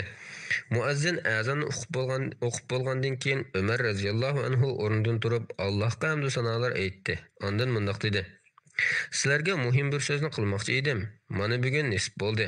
Mening ajilim yaqinlashib qolgan bo'lishi mumkin. Kimki mening qilgan so'zimni yaxshi tushunsa va uni esida ching saqlasa, barg'anligi yerdagi insonlarga yetkazsin. Kimki uni yaxshi tushunolmasa, hech kimning mening nomimda yolg'on so'zlashini kechirmayman. Shak shubhasizki, Alloh taolo Muhammad sallallohu alayhi vasallamni haq bilan payg'ambar qilib avatdi va uningga kitob nozil qildi. Alloh nozil qilgan oyatlar ichida zina qiluvchini chalm-kesak qilish hukmi bayon qilingan oyat bor edi. Biz uni o'qigan, tushungan va esimizda ching saqlagan edik. Payg'ambar sallallohu alayhi vasallam zina qiluvchilarni chalm-kesak qilgan edi. Uningdan keyin bizmi chalm-kesak qilgan edik. Men zamonning o'tishiga ergishib insonlar ishidan Allohning nomi bilan qasamki biz chalm-kesak hukmi bayon qilingan oyatni Allohning kitobi Qur'on Karimda uchratmadik deydigan kishilarning chiqishidan. Shuning bilan insonlarning Alloh taolo tarafidan bekitilgan bir farzini tashlab o'tib, ezib ketishidan ansirayman. Chalm-kesak qilish Allohning kitobi Qur'on Karimda bayon qilingan bir haqiqat bo'lib, agar ayollar ishidan to'y qilgandan keyin zina qilgan kishi topilsa, uning zina qilganligiga guvohchilar guvohlik bergan yoki ayol zinodan homildor bo'lib qolgan va yoki zina qilganligini e'tirof qilgan taqdirda chalm-kesak qilinadi. Biz yana Allohning kitobi Qur'on Karimda o'qiydigan oyatlar ichida otanglardan yuz o'rmanglar, otanglardan yuz o'rishinglar kufrlikdir. Yoki sizlarning otanglarning yuz o'rishinglar sizlarni kufrlikqa ilib boradi degan oyatni o'qiydik. Bilinglarki, payg'ambar sallallohu alayhi vasallam meni xuddi xristianlar Maryam o'g'li Isa alayhissalomni ulug'lagandek ulug'lamanglar, meni Allohning bandasi va elchisidanglar degan. Mening qulog'imga shundoq bir so'z yetdiki, biringlar Allohning nomi bilan qasamki, agar Umar o'lsa men paloniga bay'at qilaman debdi. Hech kim Abu Bakrning bay'ati ha-hu bilan bitgan demasin. Gerçi o bay'at shundoq bitgan bo'lsa-mu, lekin Alloh taolo bu sababdan bizni mushu ishdan kelib chiqadigan fitnaga qo'ymagan edi. Ham aramizda Abu Bakrdan boshqa chin ko'nglidan itoat qiluvdik biraylar yo'q edi. Kimki musulmon maslahatchilarining maslahat va fikrlarini olmasdan biror odamga bay'at qilsa, ko'p o'tmayla bay'at qilgan va qilingan har ikkisining o'ldirilish xavfi kelib chiqadi. Allohning payg'ambari Muhammad sallallohu alayhi vasallam vafot bo'lgan chaqda ansarlar bizga qarshi chiqib, Bani Saidaning qo'rosida yig'in ochdi. Ali, Zubayr va u ikkisi bilan birga bo'lganlar bizga qatilmadi. Muhojirlar Abu Bakrning uyiga yig'ildi. Shu chaqda men Abu Bakrga: "Ey Abu Bakr, biz bilan birlikda ansoriy qarindoshlarimizning yoniga borg'in" dedim. Shundoq qilib biz ularning qishig'i mangdiq. Biz ular turayotgan qo'riqqa yaqinlashganimizda ularni ikki yaxshi odam uchirdi. Ular bizga ansarlarning kimning atrofiga to'planganligini aytib bergandan keyin, "Ey muhojirlar jamoasi, qayerga mangdinglar?" deb so'radi. Biz ansoriy qarindoshlarimizning qishig'i mangdiq dedik. Ular, "Sizlar ularning qishig'i bormanglar, bu ishni o'z aranglarda bittiringlar" dedi. Men Allohning nomi bilan qasamki, biz ularning qishig'i cho'qim boramiz dedim. Shunda qilib biz Bani Saida qo'rg'osiga yig'ilgan ansoriy qarindoshlarimizning qishig'i yetib bordik. Qarasak, ularning orasida bir odam kiyimlariga o'rnayapti. Men "Bu kim?" deb so'radim. U "Bu Said ibn Ubada" deb javob berdi. Men "Uningga nima bo'pti?" dedim. Ular "Qizitimiz o'rlab ketibdi" dedi. Biz bir oz o'ltirgandan keyin ularning so'zchilaridan biri o'rnidan turib, Allohga hamd va sanolar aytgandan keyin kalima shahodat aytdi va so'z qilishga boshlab, "Biz Allohning yordamchilarimiz, islom askarlarimiz, ey muhojirlar jamoasi, sizlar Makkadagi asli qavmlar orasidan chiqib kelgan, oz sonliqni tashkil qiladigan kishilarsizlar. Ahvol shundoq ekan, muhojirlar bizni asli haqqimiz bo'lgan ishlardan va amirlikdan yiroq to'smoqchi bo'lyotdi" dedi. U so'zini to'xtatgandan keyin men so'zlamoqchi bo'ldim. Men o'zim qanoat qiluvdik darajada so'z hozirlik qilgan va uni Abu Bakrning oldida taqdim qilib, uningga qarshi keskin norozilikni ozroq bo'lsin pasaytmoqchi bo'lgan edim. Men so'zlamoqchi bo'lib turganimda Abu Bakr to'xtab turg'in dedi. Men uning achchig'ini keltirishni xohlamadim. Abu Bakr so'z qildi. U menga qaraganda muloyim va ig'ir besiq edi. Allohning nomi bilan qasamki, u mening hozirlagan so'zlarimning hammasini so'zladi va uni texim chiroyli, texim fasohatli so'zlar bilan ifodalab nutqini oxirlashtirdi. U munolarni aytgan edi. Sizlar bayam ichinglarda yaxshilikning borligini tilga oldinglar. Sizlar haqiqatan yaxshilik egalarsizlar. Lekin amirlik ishining nasab va yurt jihatda arablarning o'ttirisiga joylashgan Quraysh xalqiga berilganligi hammaga ayon. Men sizlarga bu qavmdan ikki kishini chin ko'nglimdan nomzod qilib ko'rsataman. Sizlar qaysini xohlasanglar shunga bay'at qilinglar dedi va mening qo'lim bilan aramizda o'tirgan Abu Ubayda ibn Jarrohning qo'lini tutdi. Abu Bakrning oxirgi bir jumla so'zidan boshqasi menga toza yoqdi. Allohning nomi bilan qasamki, Abu Bakr bir qavmning ichida mening boshliq saylanishimdan ko'ra o'ttirib chiqarilib, kallam ilindigan bir gunoh ishlaganim men uchun texmo afzal edi. Mana bu shu chaqdagi hissiyotim edi. Ammo o'limga hukm qilinib, kallam ilinadigan chaqda nafsim boshqa bir ishni o'ttirib chiqaramdi, bu boshqa masala. Shu arada ansarilardan biri men sizlarga hammamiz qabul qiladigan bir maslahatni o'ttirib qo'ymoqchiman. Mening fikrimni yaxshi quloq solinglar. Ey Quraysh xalqi, bizdan bir boshliq, sizlardan bir boshliq bo'lsin dedi. Natijada har odam o'zi bilganicha so'zlashga boshladi. So'rinni varang-churun qoplab ketdi. Nihoyat cho'ng bir fitna chiqish oldida turadi. Shunga men darhol oradagi ixtilofni besib, "Ey Abu Bakr, qo'lingni bergin" dedim. U qo'lini berdi. Men uningga bay'at qildim. Muhojirlarmi uningga bay'at qildi. Ondan ansarlarmi uningga bay'at qildi. Ondan biz Said ibn Ubadaning yoniga yetib bordik. Ansarlardan biri Said ibn Ubadani o'ltirdinglar dedi. Men uni Alloh o'ltirsin. Allohning nomi bilan qasamki, biz amirlik uchun Abu Bakrga bay'at qilishdan boshqa loyiq yo'l topolmadik. Chunki bu ish mushundoq bitmasa va bu yerdan bay'atsiz ayrilsak edik, ular o'z ichidan bir odamga bay'at qiladi. Shuning bilan biz o'zimiz xohlagan biriga bay'at qilish majburiyatida qolatdik. Yoki ularga qarshi chiqatdik. Shuning bilan musulmonlar ichida nihoyat cho'ng fitna chiqadi. Kimki musulmonlarning maslahat va fikrlarini olmasdan biror odamga bay'at qilsa, ko'p o'tmasdilla bay'at qilgan va qilingan har ikkilasining o'ltirilishiga kelib chiqadi dedim. Imom Buxoriyning rivoyatida Payg'ambar sallallohu alayhi va sallamning ayoli Oisha radhiyallohu anha mundaq deydi. Payg'ambar sallallohu alayhi va sallam vafot bo'lganda Abu Bakr Sunih degan yerda edi. Shu chaqda Umar o'rnidan turib, Allohning nomi bilan qasamki, Payg'ambar sallallohu alayhi va sallam o'lmadi. Allah uni cho'qim takrar avatidi. Ondan u uni o'ldi deganlarning put-qo'llarini kesib tashlaydi dedi. Keyin Umar ko'nglimga shunday istiqo kelgan edi dedi. Keyin Abu Bakr keldi. U Payg'ambar sallallohu alayhi va sallamning muborak yuzini ochib, uni so'ydi. Ondan ota-onam sang fido bo'lsin. Hayot vaqtingdimi, vafot topgandimi, nima degan go'zalsan? Ey Rasululloh, jinim ilkida bo'lgan Allohning nomi bilan qasamki, Alloh sana o'limni hargizmi 2 qatim tetitmasin dedi. Ondan uydan chiqib, "Ey uni o'lmadi deb qasam qilgan kishi, o'zingni besvag'an" dedi. Abu Bakr so'z qilishga boshlagan edi, Umar o'ltirdi. Abu Bakr Alloh hamd sanolar aytdi. Ondan bilib qo'yinglarki, kim Muhammad sallallohu alayhi va sallamga cho'qinsa, Muhammad sallallohu alayhi va sallam vafot bo'ldi. Kimki Allohga ibodat qilsa, shak shubhasizki Alloh hamisha tirikdir, hargiz o'lmaydi dedi. Ondan sen haqiqatan o'lasan, ularmi haqiqatan o'ladi va Muhammad faqat bir payg'ambardir. Uningdan burun ko'p payg'ambarlar o'tdi. Ularning ba'zilari o'z ajali bilan o'lgan, ba'zilari boshqalar tomonidan o'ldirilgan. U vafot bo'lsa yoki o'ldirilsa, orqanglarga yenib olamsizlar? Ya'ni iymonda yenib murtad bo'lamsizlar? Kimki orqasiga yenib oladi ekan, ya'ni murtad bo'ladi ekan, u Allohga qilsiz yetkazilmaydi. Alloh shukr qiluvchilarni mukofotlaydi degan oyatlarni o'qidi. Shuning bilan insonlar po'qildab yig'lashga boshladi. Imom Buxoriyning rivoyatida Ibn Abbos radhiyallohu anhu mundaq deydi.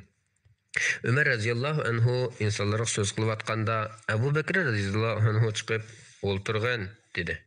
U o'ltirg'ili unimadi. Abu Bakr radhiyallohu anhu yana o'ltirgan dedi. U yana o'ltirg'ili unimadi. Shuning bilan Abu Bakr radhiyallohu anhu so'z boshlab kalima shahodat aytdi.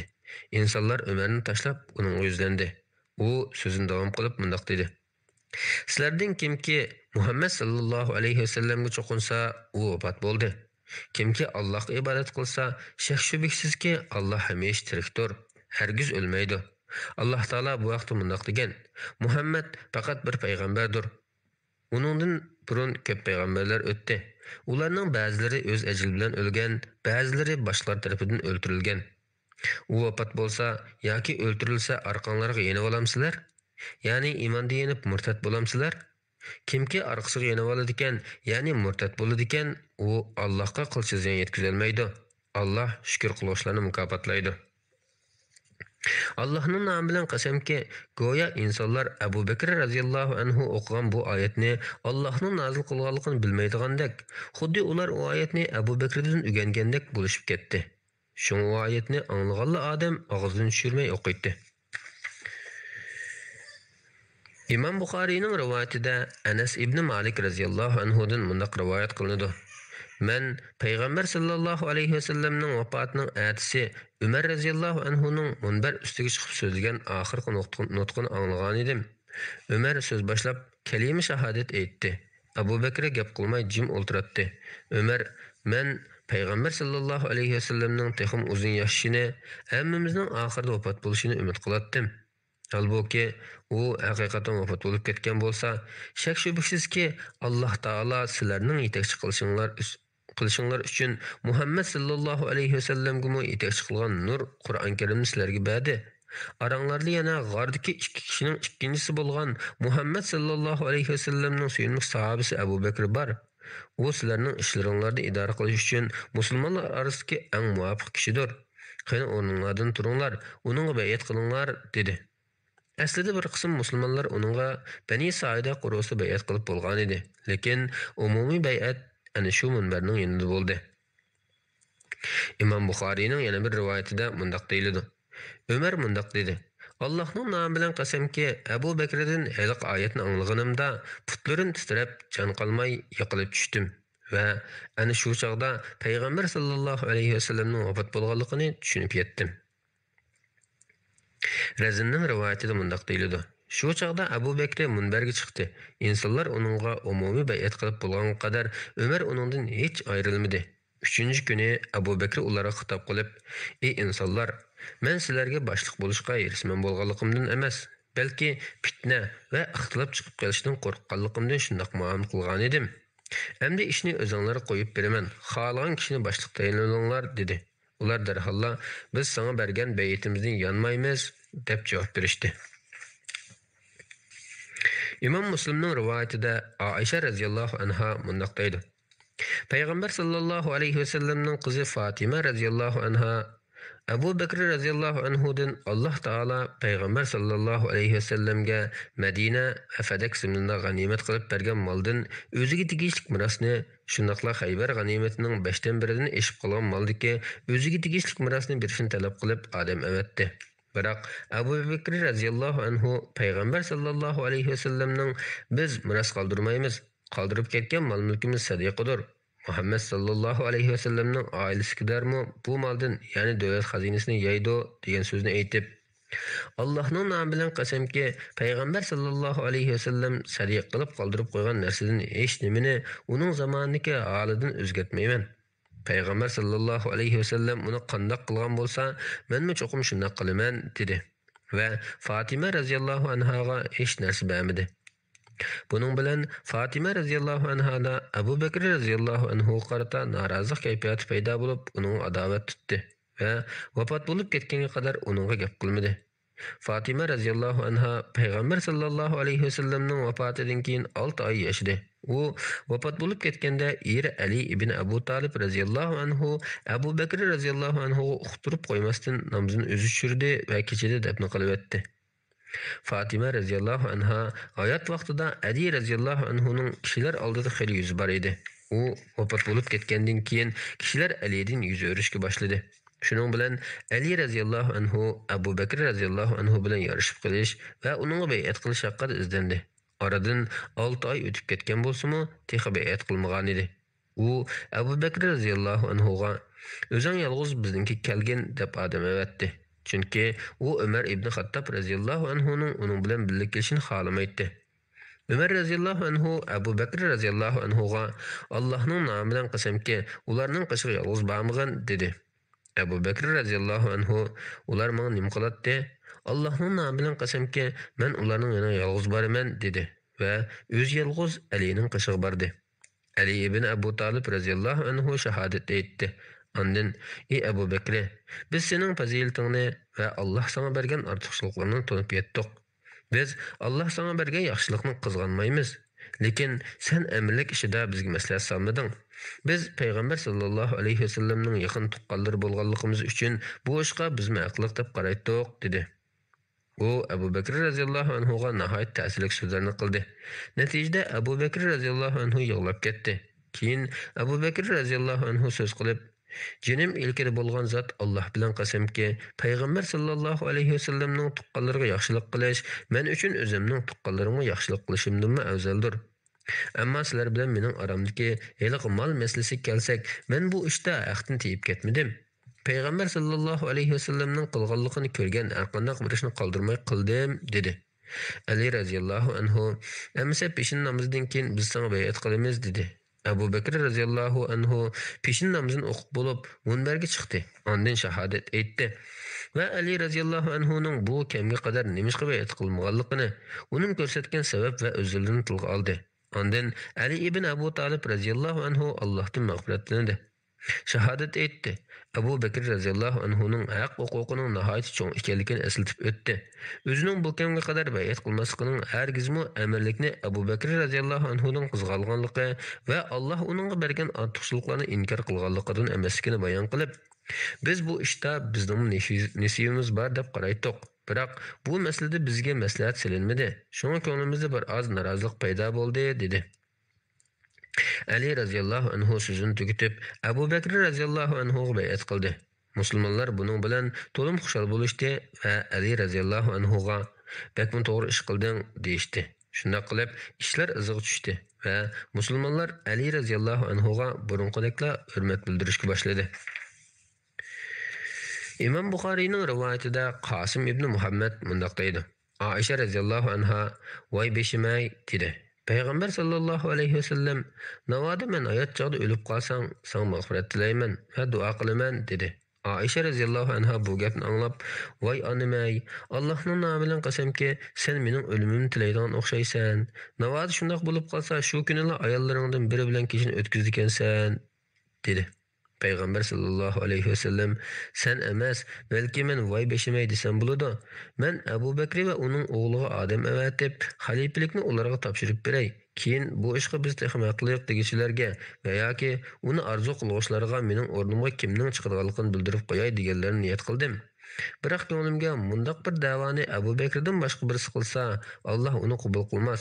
Mo'minlarmi uni rad qilar yoki Alloh uni rad qilar. Mo'minlarmi uni qabul qilmas deganlar kechdi", dedi. Tabaranining Al-Kabirdagi rivoyatida Aisha radhiyallohu anha mundaq deydi. "Dadam Abu Bakr menga o'zining xurmalaridan 20 vasaq xurma yig'ilish huquqini bergan edi." Razin bu hadisning oxirida munolarni qo'shib bayon qildi. Keyin Abu Bakr o'zining ayolining yuyib tarishini vasiyat qildi. Ondan Hazrat Umarni chaqirtib, "Ey Umar, men seni payg'ambar sallallohu alayhi vasallamning sahobalariga xalifa tayinlayman. Haqqa agashgan kishilarning tarozilari qiyomat kuni haqqa ig'ir keladi. Shunga tarozing ig'ir kelishi uchun uningga haq va adolat qo'yilishi lozim. Ey Umar, batilga agashgan kishilarning tarozilari qiyomat kuni haqiqatan yenik keladi. Shunga tarozing yenik kelishi uchun uningga batildan boshqa narsani qo'ymaslik lozim." Demak, haqqa agashganlarning tarozi ig'ir bo'ladi, batilga agashganlarning tarozi yenik bo'ladi, dedi. Keyin Abu Bakr radhiyallohu anhu har tarafdagi qo'mondonlarga, "Men sizlarga Umarni xalifa qildim va buni faqat musulmonlarning yaxshiligi uchun qildim", deb maktub yo'lladi. Ondan u vafot bo'ldi va shu kechasi dafn qilindi. Keyin Umar radhiyallohu anhu jamoatning oldiga chiqib xitob qildi. U Allohga hamd va sano aytgandan keyin, "Ey insonlar, men o'zimniki sizlar bilmaydigan narsalarni yaxshi bilaman. Men Umar, sizlarga boshliq bo'lishga eris emasman. Lekin vafot bo'lgan kishi bu ishni menga vasiyat qilib qoldirdi. Alloh bu ishni uning ilhom qilgan bo'lsa kerak. Men omonatni salohiyati yo'q kishiga emas, balki musulmonlarning izzat hurmatini oshirish uchun kech-kunduz g'am yeydigan kishilarga topshiraman. Chunki ular uning boshqalardan aqliqdir", dedi.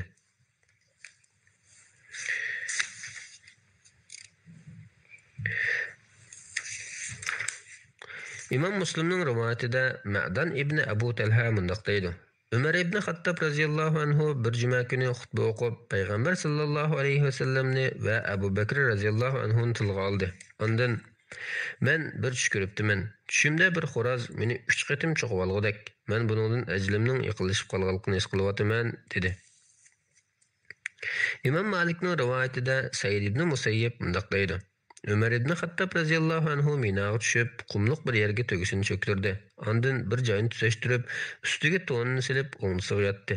Ondan qo'lini osmonga so'zib, "Ey Alloh, men yashinib qoldim, kuchimdan ketdim. Davlat territoriyasi kengayib ketdi.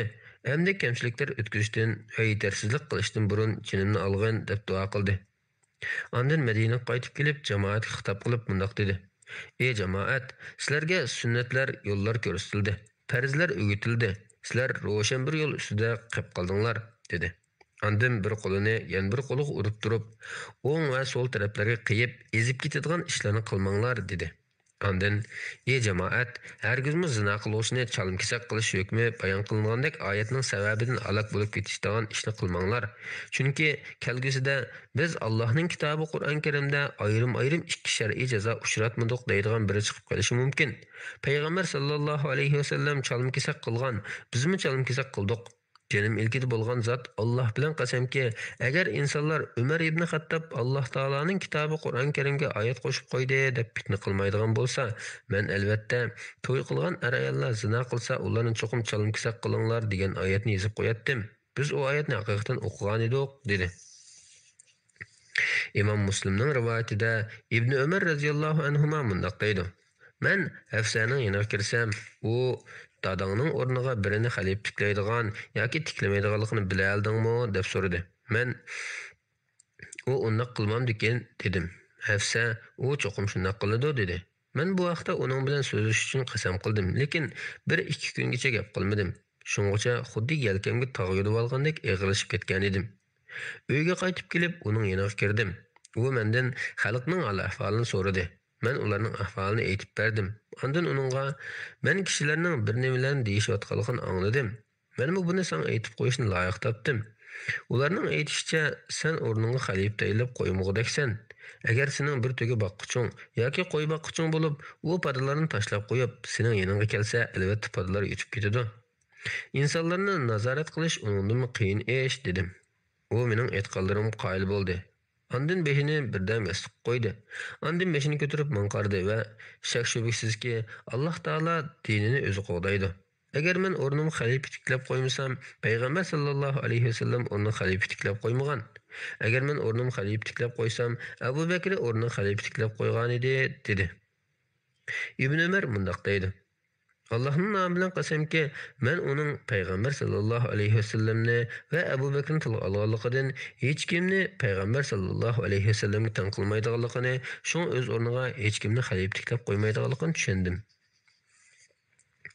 İmam Muslimning yana bir rivoyatda Umar raziyallohu anhu mundaq deydi: Men sizlarning ishinglarni hayot vaqtimda ustimga oldim. O'lgandanmi ustimga olamdim. Men xalifalikdan nisbamning tangping bo'lishini, ziyonim tortmasligimni, foydam elib ketmasligimni xohlayman.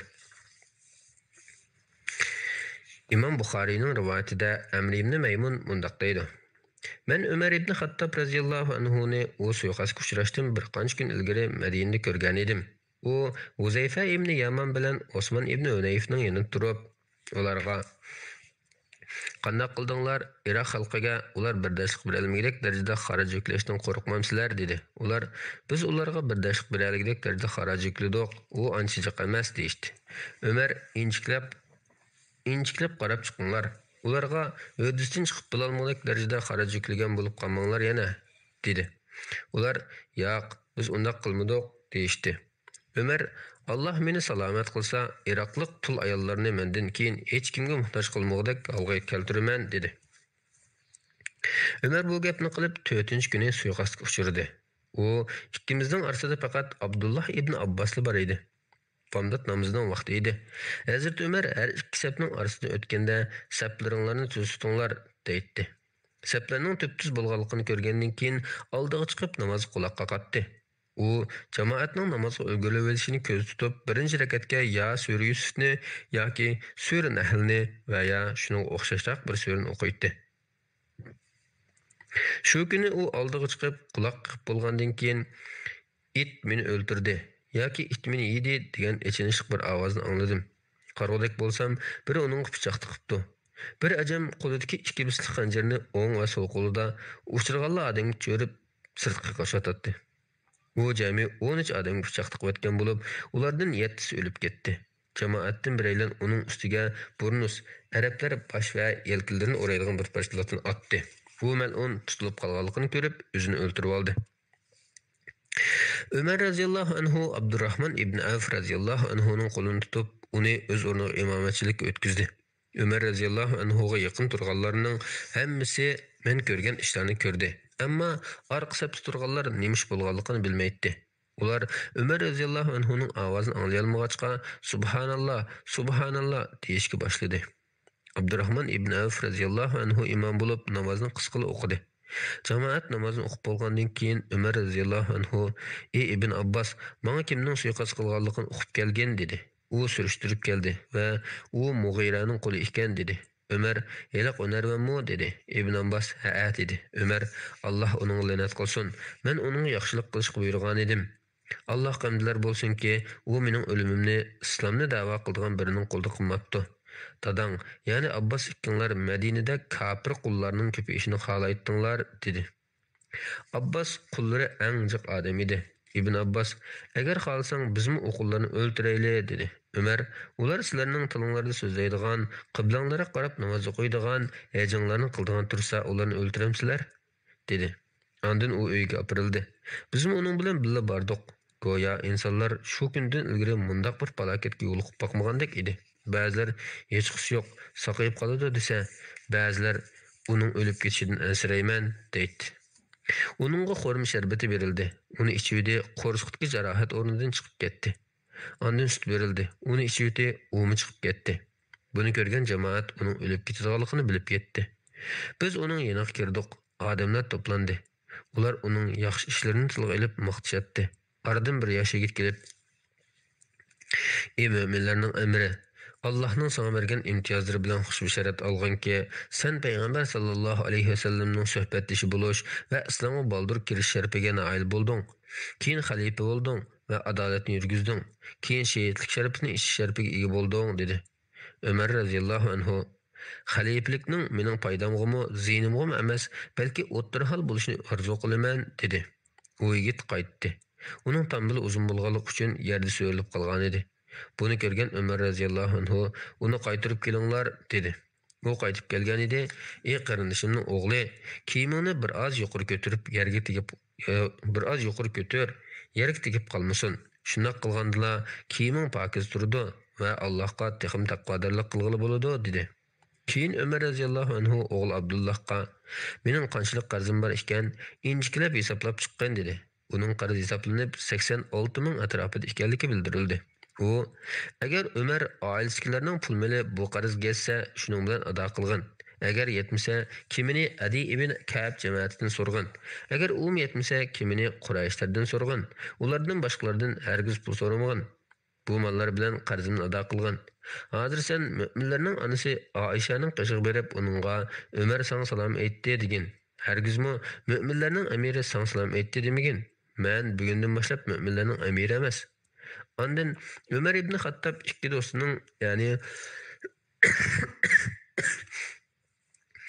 ya'ni payg'ambar sallallohu alayhi vasallam bilan Abu Bakrning yoniga dafn qilinish uchun sendan ijozat so'rayotdi degan dedi.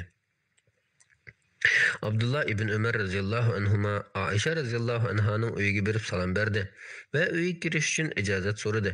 Ijozat olgandan keyin uning yoniga kirdi va uningga o'rtirib yig'layotganligini ko'rdi. U: "Umar ibn Xattob sang salom aytdi va ikki do'stining yoniga dafn qilinish uchun sendan ijozat so'rayotdi" dedi.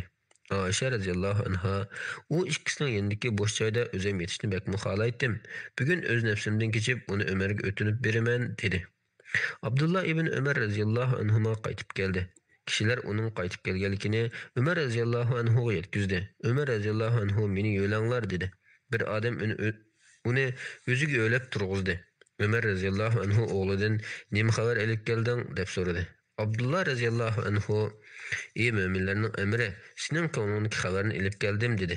Umar radhiyallohu anhu: "Allohga hamdlar bo'lsinki, men uchun uningdan muhim bir ish yo'q. Agar men o'lib ketsam, meni ko'tarib aparinglar. Ondan Abdullah Aishaga salom qilsin va Umar ibn Xattob sendan ijozat so'rayotidi desin. Agar Aisha mening u joyda yetishimga ijozat bersa, meni u yerga qo'yinglar. Agar ijozat bermasa, meni musulmonlarning qabristonligiga qaytarib apirib dafn qilinglar dedi. Shu arada müminlarning onasi Hafsa radhiyallohu anha yetib keldi. Bir necha ayol uning bilan birga kelgan edi. Biz uni ko'rib o'rnimizdan turdik. U Umar radhiyallohu anhuning yoniga kelib bir azo yig'ladi. Ondan erlar uning yoniga kirish uchun ijozat so'radi. Shuning bilan Hafsa radhiyallohu anha ichkari uyga kirib ketdi. Biz uning ichkiridagi uyida turib yig'layotganligini angladik. Erlar Umar radhiyallohu anhuga "Ey müminlarning amiri, bizga vasiyat qoldirgan va o'rniga kimni tayinlab qo'ydiganligini aytqin" deyishdi. Umar radhiyallohu anhu Payg'ambar sallallohu alayhi vasallam rozi va mamnun bo'lib vafot bo'lgan ana shu kishilardan boshqa hech kimni bu ishga, ya'ni xalifalikka loyiq ko'rmayman. Ular Ali, Osman, Zubayr, Talha, Sa'd va Abdurrahman qatorliqlardir. Abdullah ibn Umar aranglarga nazoratchi sifatida qaytiladi. Biroq uning xalifa bo'lish haqqi yo'q. Agar xalifalik Saidga nisb bo'lsa, u bu ishning ahlidir. Agar uningdan boshqa qaysinlarga nisb bo'lsa, u Saiddan yordam tilasin. Men uni Kufa valiyligining xizmatning o'disidan chiqarmaganligi yoki biror xiyonat tufayli ilvatmadim. Men meningdan keyin keladigan xalifaga shuni tavsiya qilamanki, u dastlabki qadamda muhojirlarning haq-huquqlarini tonishi va ularning hurmatini qo'g'dishi lozim. U yana Payg'ambar sallallohu alayhi vasallam va mu'minlar kelishdan ilgari Madinaga yerlashgan hamda iymonni o'zlariga o'zlashtirgan ansarlarga yaxshilik qilsin. Ularning yaxshi ishlarini qabul qilsin, yomonliklarni afv qilsin. U yana boshqa yurtlarning aholisiga yaxshilik qilsin. Chunki ular islomning yordamchilaridir, pul-mol to'plovchilardir. Ko'pligi va kuch-quvvatlari bilan dushmanlarni g'azablantirguchilardir. Ularning pul-mollarining ortiqini faqat ularning roziligi bilan olsin. U yana Arabiylarga yaxshilik qilsin. Ular asli arablardir. Ularning ortiq mollarini elib, ularning ishdagi kambag'allarga tarqatib bersin. U yana Allohning va Payg'ambar sallallohu alayhi vasallamning ko'rsatmasi asosida ahdlashgan zimmiylarga yaxshi muomala qilsin. Ular bilan tuzgan ahdnomaga vafo qilsin. Ularning qo'g'dash yo'lida urush qilsin. Ularga ular qila olmaydigan ishlarni yuklamasin dedi. U vafot bo'lgandan keyin biz uning tavutini ko'tarib Aisha radhiyallohu anhaning uyiga bordik. Abdullah ibn Umar radhiyallohu anhuma uningga salom bergandan keyin Umar ibn Xattob sendan ijozat so'rayotidi dedi. Aisha radhiyallohu anha uni elib kiringlar dedi. Jamoat uni ikki do'stining yoniga akirib shu yerdagi bo'sh o'ringa dafn qildi. Umar radhiyallohu anhu dafn qilinib bo'lgandan keyin ayliqi kishilar, maslahatchilar bir yerga yig'ildi. Abdurrahman ibn Avf ularga so'z qilib, xalifalikni aranglardan 3 kishiga o'tininglar dedi. Zubayr radhiyallohu anhu men Aliga o'tinib berdim dedi. Talha radhiyallohu anhu men Osmonga o'tindim dedi. Said radhiyallohu anhu men Abdurrahman ibn Avfga o'tindim dedi. Abdurrahman radhiyallohu anhu Ali radhiyallohu anhu bilan Osman radhiyallohu anhuga xitob qilib, qaysinglar xalifalik nomzodligidan voz kechsanglar, biz uningga saylam ishini topshirayli. Alloh va butun musulmonlar uning guvohchidir. U bu ishga kimning eng munosib va afzal ekanligini cho'qim yaxshi biladi dedi. Biroq Ali radhiyallohu anhu bilan Osman radhiyallohu anhu lamjim demidi. Ondan Abdurrahman radhiyallohu anhu undaqda bu ishni menga topshiramsizlar, men Allohning oldida mas'uliyatchan bo'laman va bu ishga cho'qim eng afzalinglarni saylayman dedi. Har ikkilisi bo'ladi deyishdi. Shuning bilan u Ali radhiyallohu anhuning qo'lini tutib turib, sen Payg'ambar sallallohu alayhi vasallamning yaqin tuqqanisan. Islomga eng dastlab kirganlardisan. Allohning oldida mas'uliyatchansan. Agar men seni xalifalik tayinlasam, sen cho'qim adolatni yurgizsan. Agar men Osmanni xalifalik tayinlasam, albatta uning so'zini anglab, buyruqiga itoat qilishing lozim dedi. Ondan Osman radhiyallohu anhuga o'xshash so'zlarni qildi. U har ikkilisidan ahd elib bo'lgandan keyin, "Ey Osman, qo'lingni bergin" dedi. Shuna qilib Osmonga bay'at qildi. Ali radhiyallohu anhu uningga bay'at qildi. Ondan qo'rovdikilar kirib bay'at qildi. Imom Buxoriyning rivoyatida Misvar ibn Mahrama mundaq deydi: Umar radhiyallohu anhu nomzod ko'rsatgan kishilar yig'ildi va maslahat qilishdi. Abdurrahman ularga: "Men xalifalikni sizlardan talashmayman, lekin sizlar xohlasanglar, men sizlarga ishinglardan eng loyiq kishini tanlab beray" dedi. Ular Abdurrahman radhiyallohu anhuga bu huquqni berdi. Xalifa tanlash ishi Abdurrahmon radhiyallohu anhu topshirilgandan keyin insonlar uningga moyil bo'lishdi. Hatto men nomzodlar hayitidagi kishilarning yoniga, hatto bo'sug'isiga bir odamning borganligini ko'rmadim. Odamlar faqat Abdurrahmon radhiyallohu anhuning atrofida parvonadek bo'lishib, kechalari uning bilan maslahatlashadi. Biz Osman radhiyallohu anhuga bayat qilishdan burungi kuni kechasi Abdurrahmon radhiyallohu anhu biroz uxlab ko'zining ochiqini chiqarib olgandan keyin mening uyimga kelib eshigimni qoqdi. Men uning uyg'ondim. U uxlab o'tib ekansan-da. Allohning nomi bilan qasamki, bu kunlarda mening uyqum qochdi. Sen berib Zubayr bilan Saidni chaqirib kelgin dedi. Men u ikkisini chaqirib keldim. Ular bilan xeyli uzungacha maslahatlashdi. Ondan meni chaqirib, Alini chaqirib kelgin dedi. Men uni chaqirib keldim. Uning bilan tangsizligicha maxfiy maslahatlashdi. Ali radhiyallohu anhu uning yonidan tama bilan ayrildi. Abdurrahmon radhiyallohu anhu xalifalik ishida Ali radhiyallohu anhu tarafidan fitna chiqib qolishidan ansiraydi. Keyin u menga Osmonni chaqirib kelgin dedi. Men uni chaqirib keldim. Uning bilan bomdod namoziga azon chiqqacha maxfiy maslahatlashdi. Muazzin azon aytgandan keyin ular ayrildi. Bomdod namozini o'qib bo'lgandan keyin namozatlar munbar atrofiga yig'ildi. Abdurrahman radhiyallohu anhu Madinaga kelgan muhojir va ansarlarni chaqirib kelishga odam avatdi. Shu qatim Umar radhiyallohu anhu bilan Ajdin qaytib Madinaga kelgan qo'mondonlarga xabar yo'lladi. Ular yig'ilib bo'lgandan keyin Abdurrahman radhiyallohu anhu shahodat kalimasini aytdi. Ondan: "Ey Ali, men xalifalik ishida insonlar bilan ko'rishib chiqdim. Ular bu masalada Osmonga hech kimni tan qilmaydi ekan.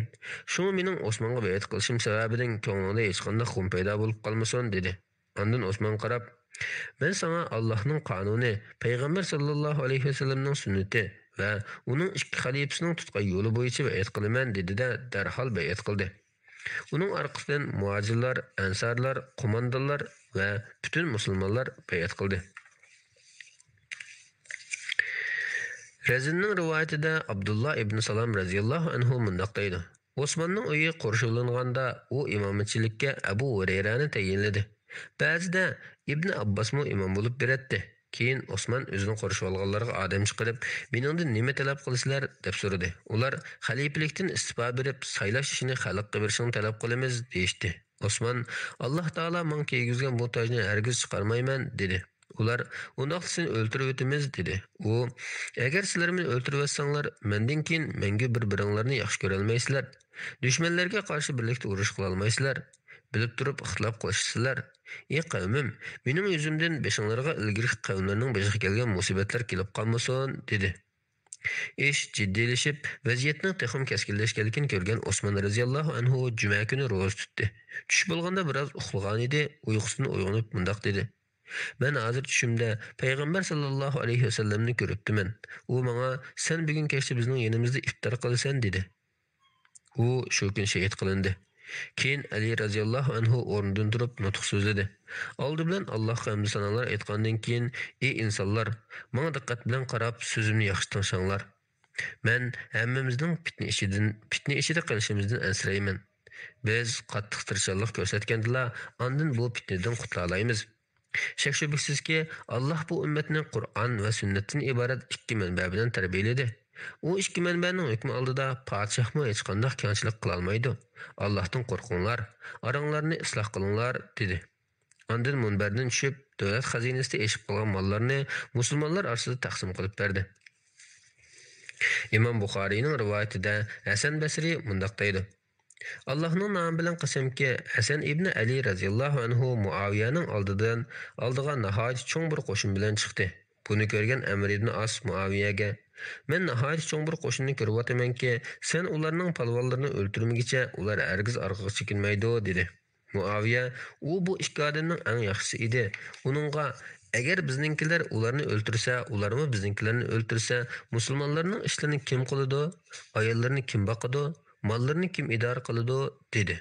Ondan Quraysh qabilasining Abdushams jamoatidan Abdurrahman ibn Samura bilan Abdullah ibn Amir ibn Kurayzni avatib, "Ikkinglar Hasanning qishig'i berib, uning bilan so'zlashinglar. Agar u xalifalikdan voz kechsa, mening uning xohlagan narsasini berdiganligimni, har qanday talabini qondirganligimni aytinglar" dedi. Ular berib ijozat olgandan keyin Hasanning yoniga kelib so'zlashdi. Muaviyaning so'zlarini yetkizdi va qanday talabi bo'lsa o'ttirib qo'yishni aytdi. Hasan ibn Ali ularga: "Biz Abdulmuttalibning o'g'illarimiz. Davlat xazinasida bizning haqqimiz bor. Bu ummat muhtojlikdan pul mol uchun qonga milandi" dedi. Ular: "Muaviya sana xalifalikdan voz kechish badlinga mundaq narsalarni berishga va'da qildi" dedi. U: "Buningga kim kepil bo'ladi" dedi. Ular: "Biz kepil bo'lamiz" dedi. U ularga qandaqli bir talabni qo'ysa, ular: "Biz buning uchun san kepil bo'lamiz" deyishdi. Natijada u Muaviya bilan sulh tuzdi. Hasan Basri mundaq deydi: "Men Abu Bakr raziyallohu anhuning mundaq deganligini anglagan edim. Men payg'ambar sallallohu alayhi vasallamning munbar ustida ko'rdim. Uning biqinida Hasan ibn Ali bor edi.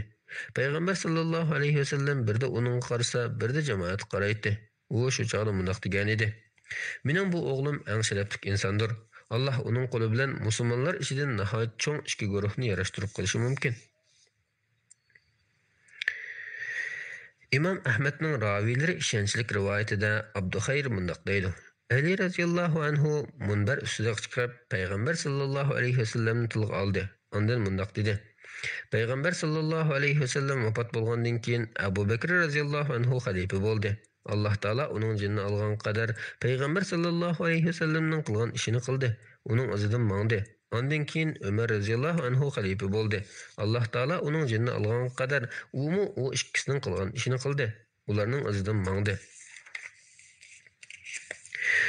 Bezzarning rivoyatida Ali radiyallohu anhu mundaq deydi: Sahabalar Peygamber sallallahu aleyhi ve sellem'den "Ey Allah'ның peygamberi, senden keyin kim boshliq bo'ladi?" deb so'ragan edi. Peygamber aleyhisselam: "Agar Abu Bakrni boshliq qilsanglar, uning ishonchlik, dunyoga berilmay oxiratga qattiq intiladigan kishi ekanligini bayqaysizlar. Agar Umarni boshliq qilsanglar, uning kuchlik, ishonchlik, Allohning roziligi uchun malomat qiluvchilarning malomatidan qo'rqib qolmaydigan kishi ekanligini bayqaysizlar. Agar Alini boshliq qilsanglar, sizlar undaq qildigandek turmaysizlar. Uning to'g'ri yo'lga erishguchi, to'g'ri yo'l ustida mangdigan, sizlarni to'g'ri yo'lga yetaklaydigan kishi ekanligini bayqaysizlar" dedi.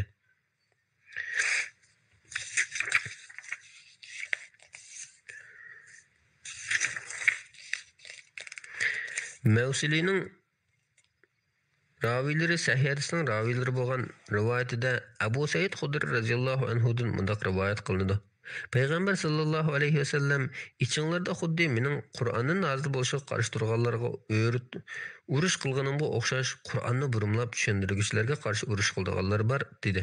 Abu Bakr radhiyallohu anhu buni anglab: "Ey Allohning payg'ambari, u menmi?" deb so'radi.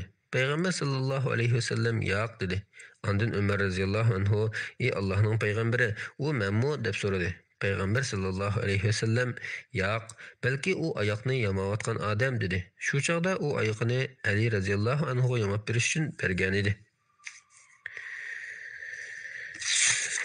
Shuning bilan xalifalik, amaldorlik va uning aloqador ishlar bo'liminiki to'g'ri yo'lda mangan 4 xalifa va ular qilgan bay'atlarga aloqador hadislar oxirlashdi. Hammalarning yoqtirib oxirgacha sabr qilib anglag'anlarga rahmat. Alloh foydali ilmlarni ziyoda qilsin. Assalomu alaykum va rahmatullohi va barakatuh. Bismillah, alhamdulillah, vassalatu vassalamu ala rasulillah, amma ba'd. Assalomu alaykum va rahmatullohi va barakatuh. Muhtaram qarindoshlar, anglayotganinglar Muhammad ibn Sulaymon Mag'ribiyning Jam'ul Fawaid min Jami'il Usul va Majmu'uz Zawaid nomli kitobining 6-tomi. Biz xalifalik, amaldorlik va uning aloqador ishlar bo'limida ketib boramiz. Kagadan davomlashtiramiz. Amirga itoat qilish, jamoatdan ayrilmaslik va zolim podshohlar haqida. İmam Buxoriyning rivoyatida Anas ibn Malik radhiyallohu anhu rivoyat qilinadiki, Payg'ambar sallallohu alayhi va sallam mundaq degan: "Navodislarga beshi xuddi quruq uzumda qo'rilib qolgan Abashistonlik bir qul boshliq bo'lgan taqdirdami, uning so'zini anglanglar, buyruqiga itoat qilinglar." İmam Buxoriyning rivoyatida Abu Hurayra radhiyallohu anhu rivoyat qilinadiki, Payg'ambar sallallohu alayhi va sallam mundaq degan: "Kimki menga itoat qilsa, Alloh itoat qilgan bo'ladi. Kimki menga qarshi chiqsa, Allohga qarshi chiqqan bo'ladi. Kimki qo'l ostimdagi amirga itoat qilsa, menga itoat qilgan bo'ladi. Kimki amirga qarshi chiqsa, menga qarshi chiqqan bo'ladi." Nesai'ning sahih rivoyatida mundaq deyiladi: Amir bir qalqandir. Uning orqadan yurib urush qilinadi. Uning bilan qo'g'dang'ili bo'ladi. Agar u Allohga taqvodorlik qilishga buyursa va adolat bilan ish qilsa, u buning uchun ajrga erishadi. Agar uningdan boshqa ish buyursa, gunohi o'ziga bo'ladi. Tirmizining sahih rivoyatida Vail ibn Ujr radhiyallohu anhu mundaq deydi: "Men bir odamning payg'ambar sallallohu alayhi vasallamdan agar bizga aqlimizni bermaydigan, biroq bizdagi aqlarini talab qiladigan kishilar boshliq bo'lsa qanday qilamiz deb so'ragan edi. Payg'ambar sallallohu alayhi vasallam ularning so'zini anglanglar, buyruqiga itoat qilinglar. Ularning qilgan ishlari o'zlarining ustiga, sizlarning qilgan ishlaringlarmi o'zingizlarning ustinglarga yuklanadi" dedi. İmam Buxariyning rivoyatida Abdullah ibn Umar radhiyallohu anhudan rivoyat qilinadiki, payg'ambar sallallohu alayhi vasallam mundaq degan: "Har qanday bir musulmonning mayli u yaxshi ko'rgan yoki yomon ko'rgan ishda bo'lsin, gunoh bo'ladigan ish qilib buyurilmasa, boshliqining so'zini anglab, buyruqiga itoat qilishi vojib bo'ladi. Agar gunoh bo'ladigan ish buyurilsa, boshliqining so'zini anglashga va uning itoat qilishga bo'lmaydi." İbn Majahning rivoyatida Abdullah ibn Mas'ud radhiyallohu anhu mundaq deydi: "Payg'ambar sallallohu alayhi vasallam mendan keyin sizlarga bir turkum kishilar boshliq bo'ladi. Ular sunnatga ahamiyat bermaydi, bid'at ishlarni qiladi, namozni o'z vaqtida ado qilmaydi" dedi. Men: "Ey Allohning payg'ambari, agar men ashundaq boshliqlarning zamonida yashasam qanday qilaman?" deb so'ragan edim. Payg'ambar sallallohu alayhi vasallam: "Ey Abdullah, qanday qildiganligingni mendan so'ramsan? Allohga osiylik qilgan kishiga itoat qilish bo'lmaydi" dedi. İmam Müslimning rivoyatida Abu Hurayra radhiyallohu anhudan rivoyat qilinadiki, payg'ambar sallallohu alayhi vasallam mundaq degan: "Sana qiyin ish bo'lsin yoki oson ish bo'lsin, sen intiladigan ish bo'lsin yoki yoqtirmaydigan ish bo'lsin, hatto sana qarshi shaxsiyatchilik qilingan ish bo'lsa-mu, boshliqning so'zini anglashing, buyruqiga itoat qilishing vojibdir." İmam Müslimning rivoyatida Avf ibn Malik Ashja'i radhiyallohu anhu mundaq deydi: "Payg'ambar sallallohu alayhi vasallam boshliqlaringlarning eng yaxshisi shunday kishilarki, sizlar ularni yaxshi ko'rsalar, ularmi sizlarni yaxshi ko'radi. Sizlar ularga duo qilasizlar, ularmi sizlarga duo qiladi. Boshliqlaringlarning eng yomon shunday kishilarki, sizlar ularni g'azablantirsizlar, ularmi sizlarni g'azablantiradi. Sizlar ularga la'nat aytsizlar, ularmi sizlarga la'nat aytadi" dedi. Buni anglagan sahobalar: "Ey Allohning payg'ambari, shunday ahvol yuz berganda biz ularga qarshi urushamdik" deb so'ragan edi. Payg'ambar sallallohu alayhi vasallam: "Yo'q, ular aranglarda namozni barpo qilganga qadar ularga qarshi urush qilish bo'lmaydi. Yo'q, ular aranglarda namozni barpo qilganga qadar ularga qarshi urush qilish bo'lmaydi. Bilib qolinglarki, sizlar boshliqlaringlardan sizlar yoqtirmaydigan biror ishni ko'rsanglar, u holda uning qilmishini yomon ko'rsanglar bo'ladi. Biroq uningga itoat qilishdan bosh tortish bo'lmaydi" dedi. İmam Müslimning rivoyatida payg'ambar sallallohu alayhi vasallamning ayoli Ummu Salama radhiyallohu anhadan mundaq rivoyat qilinadi: Payg'ambar sallallohu alayhi vasallam: "Kelgusida sizlarga bir qism kishilar boshliq bo'ladi.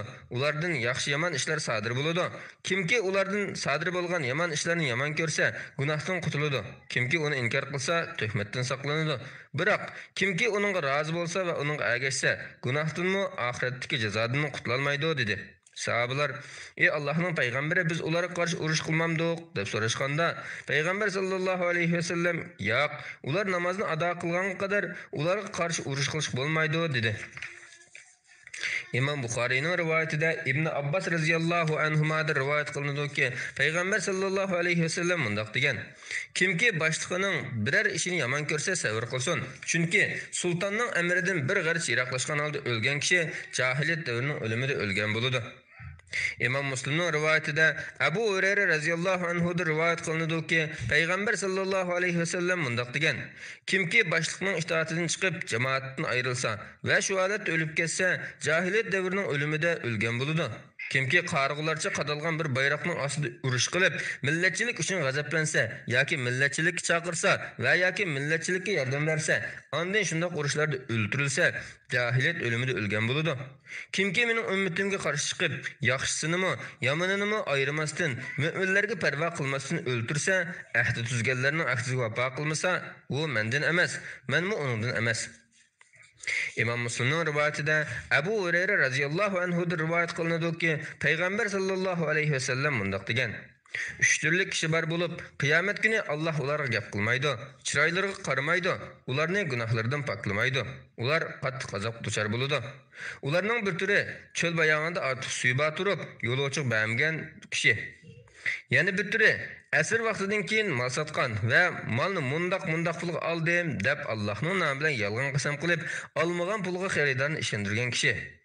Uchinchi turi biror boshliqqa mol dunyoni ko'zlab bay'at qilgan, agar u boshliq mol bersa, bay'atiga vafo qiladigan, mol bermasa vafo qilmaydigan kishidir." Abu Davud'ның Hasan rivoyatida Uqba ibn Malik radhiyallohu anhu mundaq deydi. Payg'ambar sallallohu alayhi va sallam kichik bir qo'shinni ma'lum joyga avatdi. Men qo'shindagilardan biriga bir tal qilich bergan edim, u qaytib kelgandan keyin menga mundaq dedi. Bilamsan, Payg'ambar sallallohu alayhi va sallam bizni ayblab, biringlarni amr qilib bir joyga avatsam, ondan u buyruqimni ijro qilg'il unimsa, uning o'rniga mening buyruqimni ijro qilgan birini almashtirishdan ojiz keldinglarmi? dedi. Tirmizining sahih rivoyatida Abu Bakr radhiyallohu anhu mundaq deydi. Men Payg'ambar sallallohu alayhi va sallamning kimki Alloh tarafidan yer yuziga sulton qilib bekitilgan kishiga ahonat qilsa, Alloh uni xor qiladi deganligini anglagan edim.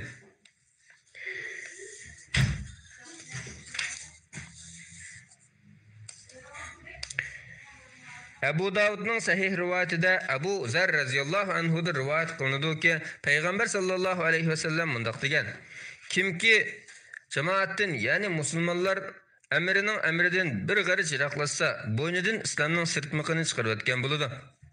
Imom Buxoriyning rivoyatida Ali radhiyallohu anhu mundaq deydi: Ilgari qanday hukm qilgan bo'lsanglar, hozirmi shunday hukm qilinglar. Men ixtilof chiqishini yoqtirmayman. İnsanlar ya bir jamoat bo'ladi, ya men o'lib ketgan qarindoshlarimga o'xshash o'lib tugayman. Ibn Sirin Ali radhiyallohu anhu haqida Rafiziylar tarafidan rivoyat qilingan hadislarning ko'pinchasini yolg'on deb qaraydi.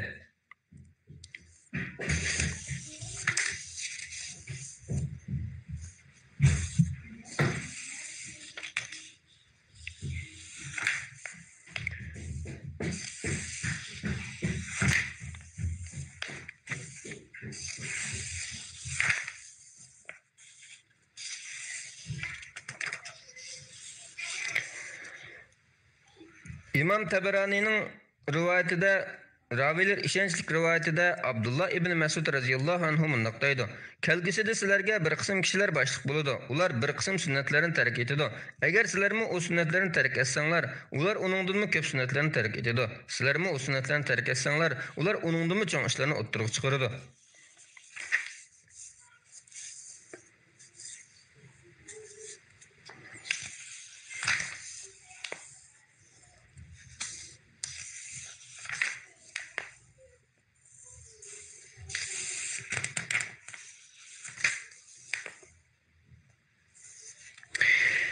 İmam Ahmed'nin ravileri sahih hadisinin ravisi bo'lgan rivoyatida Abdullah ibn Amr radhiyallohu anhu mundaq deydi. Biz Payg'ambar sallallohu alayhi va sallamning yanida o'ltiratdik. Amr ibn As kiyimlarini kiyib qishimga kelish uchun ketgan edi. Shu asnoda Payg'ambar sallallohu alayhi va sallam yaninglarga la'nati bir odam kiradi dedi. Allohning nomi bilan qasamki, meni tirak besib ketdi. Yanimizga kirgan chiqqanlarga diqqat qilishga boshladim. Natijada akam kirib keldi.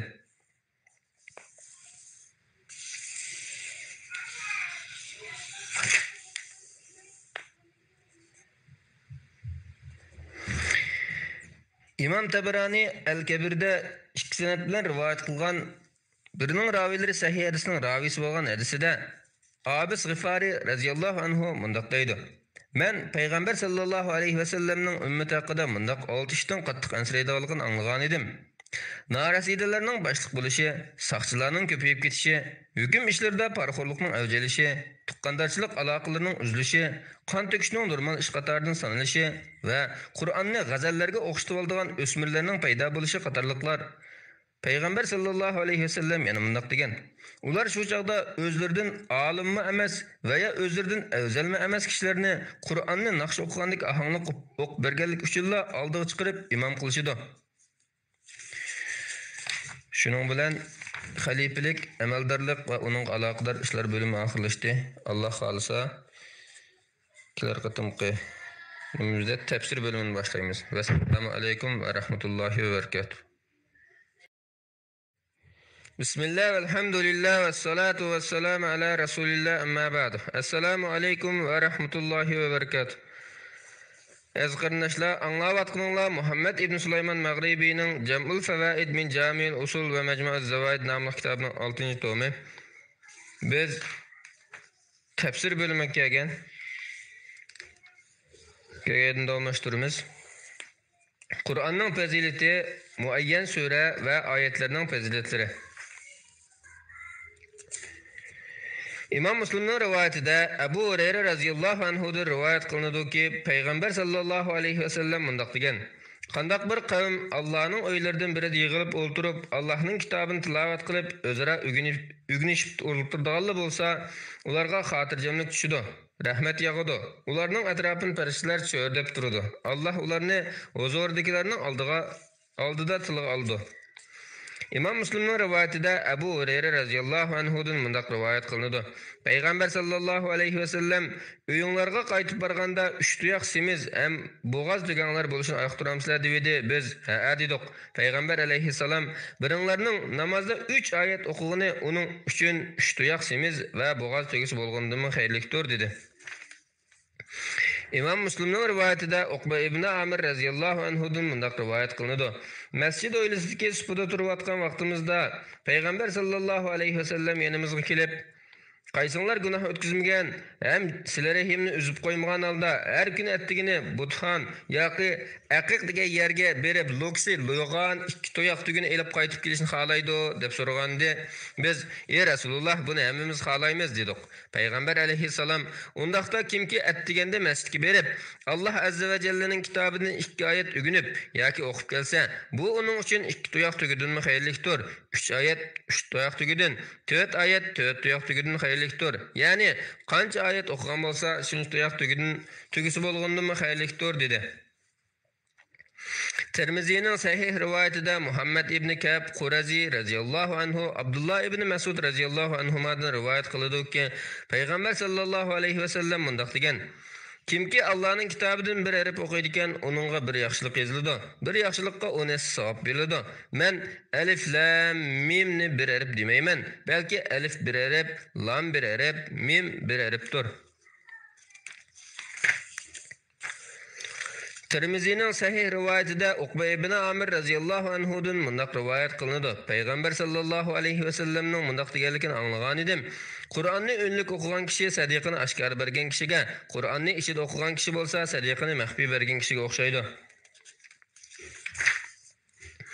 Tirmizining Hasan rivoyatida Abu Hurayra radhiyallohu anhudan rivoyat qilinadi-ki, Payg'ambar sallallohu alayhi va sallam mundaq degan: Qiyomat kuni Qur'on kelib, ey Rabbim, uni Qur'on o'quvchini zinnatligin deydi.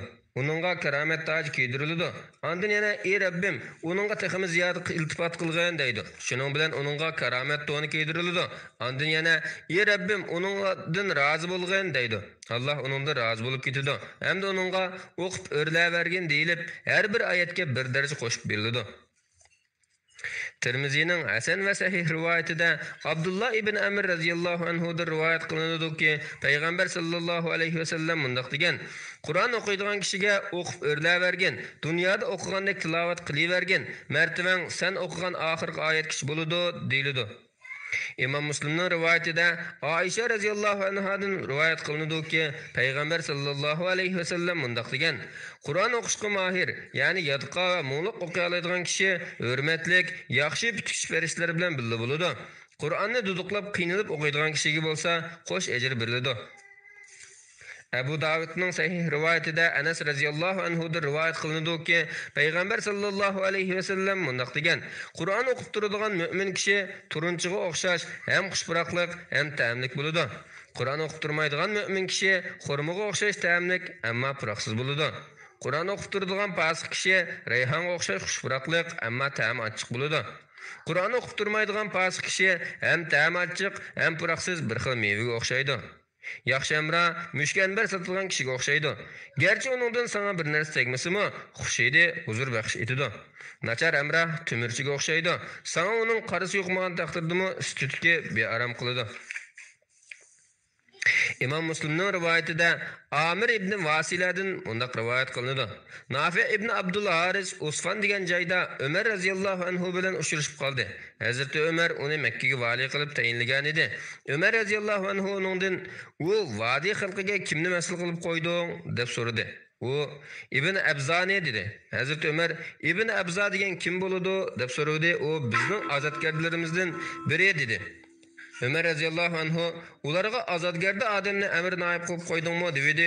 U U Allah'ın kitabını okuyduğun qari, hem faraiz miras ilmini bildiğin alim dedi. Bunu anlayan Ömer radıyallahu anhu mundaq dedi.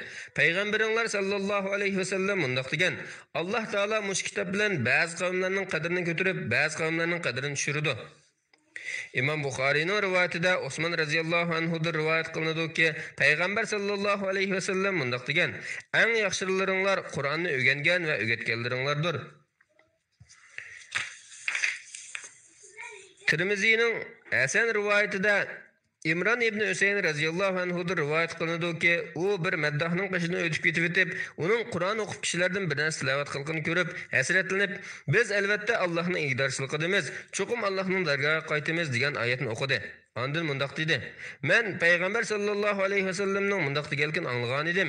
Kimki Qur'on o'qisa, uning bilan Allohdan tilaydiganini tilasin. Kimki shundaq bir qavmga keyin shundaq bir qavm keladiki, Qur'on o'qib, uning bilan kishilardan haq tilaydi."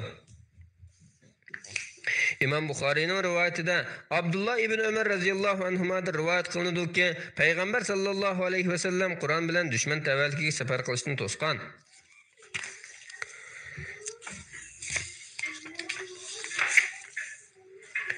İmam Buxariyning rivoyatida Usayd ibn Uzayr radhiyallohu anhudan undaq rivoyat qilinadi. Kechasi Sura Baqarani o'qiyotdim. Neriga bog'lab qo'ygan etim urkishga boshladi. O'qishdan to'xtasam, atni urkishdan to'xtab qoldi. Qayta o'qisam urkiydi, to'xtasam to'xtaydi. Yana o'qisam, yana urkiydi. O'g'lim Yahya atqiqi yerda yotadi. Uni dasvetishidan ansirab chetga tortib elib oldim. Ondan osmon qarg'andim, ichi chiroqqa o'xshash narsalar bilan liq to'lgan bir parcha bulut ko'rinib ko'rdim. Әтсі bu ishni Payg'ambar sallallohu alayhi vasallam so'zlab bergan edim. Payg'ambar alayhissalom ikki qatim "Ey Ibn Uzayr, o'qiversang bo'lmasmidi?" dedi. Men "Ey Rasululloh, Yahyani at dasvetmisin" deb qo'rqdim. Qarasam u atning yanida turgan ekan. Berib buni chetga elib oldim. Ondan osmon qarasam, ichida chiroqqa o'xshash narsalar bilan liq to'lgan bir parcha bulutni ko'rdim. Bulut asta-asta yuqori o'rlab ko'zdan g'oyib bo'ldi dedim. Payg'ambar alayhissalom uning nimaligini bilamsan dedi. Men "Yo'q" desam, Payg'ambar alayhissalom ular farishtalar bo'lib, sening tilovatingni anglash uchun yaqinlashgan ekan. Agar o'qivergan bo'lsang, farishtalarmi tangsizlikcha turgan bo'ladi. Kishilarmi ularni o'p-o'chiq ko'ralgan bo'ladi dedi. İmam Müslimning rivoyatida Abu Said Xudri radhiyallohu anhudan mundaq rivoyat qilinadi.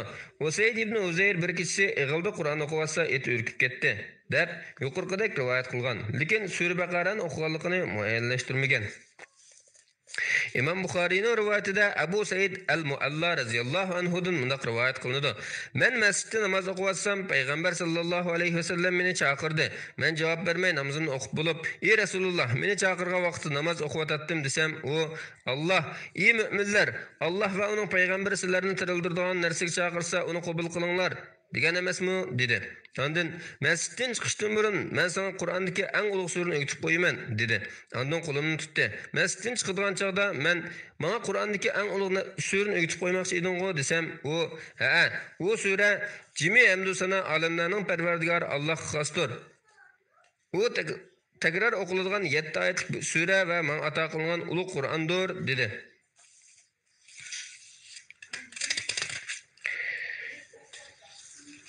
İmam Malikning rivoyatida Amir Kurayzining xizmatchisi Abu Said radhiyallohu anhudan mundaq rivoyat qilinadi. Payg'ambar sallallohu alayhi vasallam Ubay ibn Ka'bni namoz o'qiyotgan vaqtida chaqirdi. U namozni tamomlab bo'lib, Payg'ambar alayhissalomning qishiga kelgandan keyin masjiddan chiqish uchun mangan edi. Payg'ambar alayhissalom qo'lini uning qo'lining ustiga qo'yib turib, "Men sening masjiddan chiqib ketib bo'lguncha shundaq bir ulug' surani o'rganib olishingni umid qilaman. Alloh taolaning uning o'qishini Tavrat yoki Injil nozil qilmagan" dedi. Davomi yuqorqidagi o'xshaydi. Abu Davudning sahih rivoyatida Abu Hurayra radhiyallohu anhudan rivoyat qilinadiki, Payg'ambar sallallohu alayhi vasallam mundaq degan: "Sura Fatiha Qur'onning onasi, kitobning negizi va namozda takrorlanadigan 7 oyatdir." İmam Müslimning rivoyatida Ibn Abbas radhiyallohu anhudan mundaq rivoyat qilinadi. Jibril alayhissalom Payg'ambar sallallohu alayhi vasallamning qishida o'ltiradi. Payg'ambar alayhissalom osmon tarafdan xuddi darvoza ochilgandek bir ovozni angladi. Payg'ambar alayhissalom beshini ko'tarib qaradi. Jibril alayhissalom uningga "Bu osmonning hech qachon ochilib boqmagan bir darvozasi edi. Bu osmonning hech qachon ochilib boqmagan bir darvozasi edi. Bugun ochildi" dedi. Uningdan bir farishta tushdi. Jibril Bu bugundan boshqa chog'da zamonga tushib boqmagan farishta dedi. U farishta salom qilib, "Sana xush xabar. Sana ilgari hech bir payg'ambarga ato qilinmagan ikki nur ato qilindi. Ular Qur'onning Fatiha surasi bilan Baqara surasining oxirgi oyatlaridir. Uningdan biror Qur'onni o'qib, tilingni so'rasang ijobat qilmay qolmaydi" dedi. İmam Müslim'nin rivayetinde Abu Umame Bahili radıyallahu anhu'dan mundaq rivayet qılınıdı. Peygamber sallallahu aleyhi ve sellem'nin mundaq degelikini anlagan edim. Kur'an okunlar. Çünkü o okugan kişilerge kıyamet gün şafaat kılgısı bulup kelidi. Baqara bilan Ali Imran'dan ibaret ikki nurluq surani okunlar. Çünkü bu ikki sure kıyamet günü xuddi ikki parça bulutdek yoki sayvandek va yoki qanotlarini ochib ikki qur bulup tizilgan qushlardek okugan egillerini aqlaydi. Baqara surasini okunlar. Çünkü uni o'qish barakat, tashlab qo'yish hasratdir. Uni sehrgarlar o'qiy olmaydi. Yana bir rivoyatda buni iboralar qo'shib rivoyat qilingan. Qaysi bir banda uni sajdaga berishdan burun bir rakatda o'qib, ondan Alloh taoladan bir narsa tilasa, uni cho'qim beradi. Bu sura butun dinni o'ziga olg'u tasqalgan. İmam Müslim'nin rivayetinde Abu Hureyre radıyallahu anhu'dan rivayet kılındı ki Peygamber sallallahu aleyhi ve sellem mundaq degan: "Uyinglarni qabristonlik qilib olmanglar, chunki shayton Baqara surasi o'qilgan uydan qochadi." İmam Buxariyning rivayetida Alqama mundaq deydi: "Ka'bni tavof qilib o'tib, Abu Mas'ud radhiyallohu anhu bilan uchrashib qoldim. U menga Payg'ambar sallallohu alayhi va sallamning buni so'zini aytib berdi. Kimki kechasi sura Baqaraning oxiridagi 2 oyatni o'qiydi ekan, har qanday ishga kifoya qiladi." İmam Müslim'nin rivayetinde Ubey ibn Ka'b radıyallahu anhu'dan mundaq rivayet kılındı. Peygamber sallallahu aleyhi ve sellem menden: "Ey Ebu Munzir, sen yad algan ayetler içinde qaysi ayet en uluğ deb so'ragan edi. Men Allah ve onun Resulü en yaxshi biladi dedim. Peygamber aleyhisselam yana: "Ey Ebu Munzir, sen yad algan ayetler içinde qaysi ayet en uluğ deb so'radi. Men Ayatul Kursi desem, Peygamber aleyhisselam mening maydonga urib turib, "Ey Ebu Munzir, ilminge mübarek bolsun" dedi. İmam Buxariyning rivayetida Abu Hureyre radhiyallohu anhu'dan mundaq rivayet qilindi. Peygamber sallallahu aleyhi ve sellem meni Ramazonning sadiq fitrini saqlash tayinlagan edi. Birisi kelib taomdan uchumlab qochlig'ili turdi. Men uni tutib olib, "Allohning nomi bilan qasamki, men seni Rasulullohning qishga olib boraman" desam, u "Buningga bak muhtojman, bola chaqa, hammamiz qiyinchilikda qoldik" deb turib oldi. Shuning bilan uni qo'yib berdim. Tong atqanda Peygamber aleyhisselam: "Ey Abu Hureyre, kecha asring nima qildi?" dedi. Men u o'zining hojatman ekanligini, bola chaqalarining qiynalib qolganligini aytib dard to'kdi. Men uning rahim qilib qo'yib berdim desam, Peygamber aleyhisselam "Sana yolg'on aytibdi, u yana keladi" dedi. Men Peygamber aleyhisselamdan uning yana keldigini anglab kutishga boshladim. Darvaqa u yana kelib, taomni uchumlayotgan chig'ida tutib olib, "Seni Rasulullahning qishga olib boraman" desam, u "Meni qo'yib bek muhtojman, ballalarim qiynalib qoldi, endi hargiz bunday qilmayman" dedi. Uni rahim qilib qo'yib berdim. Tong atqanda Peygamber aleyhisselam "Asring nima qildi?" dedi. Men: "Ey Rasululloh, u yana o'zining bek majatma ekanligini va ballarning qiynalib qolganligini aytib yo'lingan edi. Men uning rahim qilib qo'yib berdim desem, Peygamber aleyhisselam "U sana yolg'on aytibdi, u patardi, yana keladi" dedi. Uni kutishga boshladim. Darvaqa u yana kelib taomni uchumlab elishga boshladi. Uni tutib olib, "Seni Rasulullahning qishga olib boraman. Bu 3-chi qitim yuz berdi. Sen oldingi 2 qitim bu ishni qayta qilmaslik qasam ichganingdan yana qilyapsan" desam, u "Meni qo'yib bergan, sana Alloh taoladan manfaat qilgan bir qancha kalimani o'gitib qo'yaman" dedi. Men "Qaysi kalima u?" desam, u "Yotadigan chig'ingda Ayatul Kursini oxirigacha o'qisang, Allah tarafdan bir qo'g'diqchi seni qo'g'dab turadi. Tong atqicha shayton sana yig'in kelmaydi" dedi. Shuning bilan men uni qo'yib berdim. Tong atqanda Peygamber aleyhisselam yana "Asring qanday qildi" dedi. Men: "Ey Rasululloh, u menga manfaat yetadigan kalima yutib qo'ygan edi, uni qo'yib berdim" desam, Peygamber aleyhisselam "Qaysi kalima ekan u?" deb so'radi. Men: "U menga yotadigan chig'ingda Ayatul Kursining oxirigacha o'qisang, Alloh tarafdan bo'lgan bir qo'g'diqchi seni hamisha qo'g'dab turadi. Shayton tong atqisang yiqilisholmaydi" dedim. Sahabeler yaxshilikqa bek merisman edi. Peygamber aleyhisselam u yolg'onchi turib, bu qatim rost aytibdi. "Ey Abu Hureyre, sen 3 kechadan beri kim bilan so'zlashganingni bilamsan" dedi. Men "Yo'q" dedim. Peygamber aleyhisselam "U shayton edi" dedi. Tirmizining sahih rivoyatida Abu Ayyub Ansari radhiyallohu anhudan mundaq rivoyat qilinadi. Uning qazniqida xo'rim bor edi. Alvas kelib uningni o'g'irladi. Abu Ayyub bu ahvolni payg'ambar sallallohu alayhi vasallamga yetkazgan edi. Payg'ambar alayhissalom uni qaytib ko'rsang bismillah degan. Ondan uningga payg'ambar alayhissalomning oldiga borgan degan dedi. Abu Ayyub alvasni tutib olgan edi. Alvasga qayt o'g'irlik qilmaydigan qasam ichib turib oldi. Davomi Abu Hurayraning voqealiga o'xshash bayon qilingan. İmam Müslim'nin rivayetinde Abu Darda radhiyallohu anhu'dan rivayet kılındı ki Peygamber sallallahu aleyhi ve sellem mundaq degan: kim Kahf surəsinin 5-dən 10 ayet yadlasa Deccaldan aman buludu. İmam Müslim'deki yana bir rivayette Kahf surəsinin ahiridan 10 ayet deyilgan. Tirmizining rivayetinde Abu Darda radhiyallohu anhu'dan rivayet kılındı ki Peygamber sallallahu aleyhi ve sellem mundaq degan: kimki Kahf surəsinin 5-dən 3 ayet oxusa Deccalning fitnəsindən aman qaladı. İmam Müslim'nin rivayetinde Bera radhiyallohu anhu'dan mundaq rivayet kılındı. Sahabelerden biri etini qo'sh arg'amchi bilan yeniga bog'lab qo'yib, Kahf surəsini o'qiyotdi. Bir parcha bulut yaqinlab kelib, uning atrofini aylanib turdi. Buni ko'rgan at urkishga boshladi. Tong atqanda bu ishni payg'ambar sallallohu alayhi vasallam so'zlab berdi.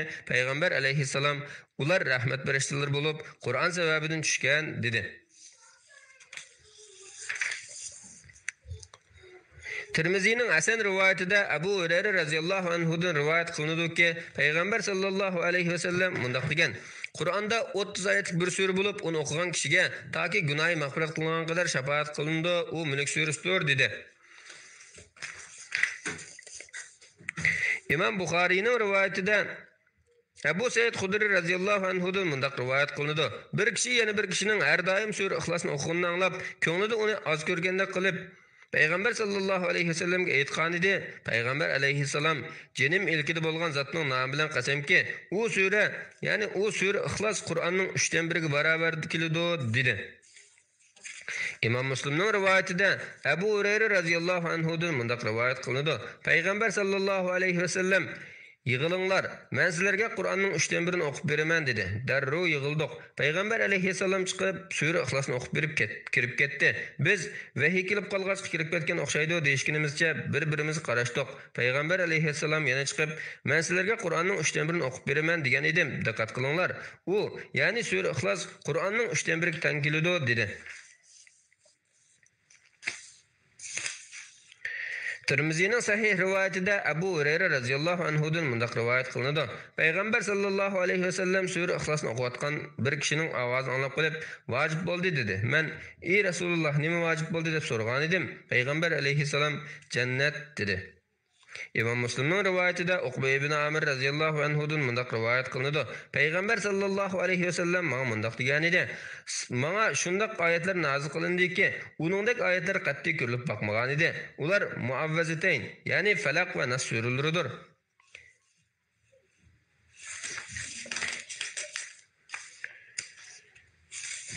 Tirmizining sahih rivayetida Ibn Umar radhiyallohu anhu'dan rivayet qilinadi ki Peygamber sallallohu alayhi va sallam mundaq degan: kimki qiyomatni o'z ko'zi bilan ko'rishni orzu qilsa, sura Shamsni, sura Inftarni va sura Inshiqoqni o'qisin.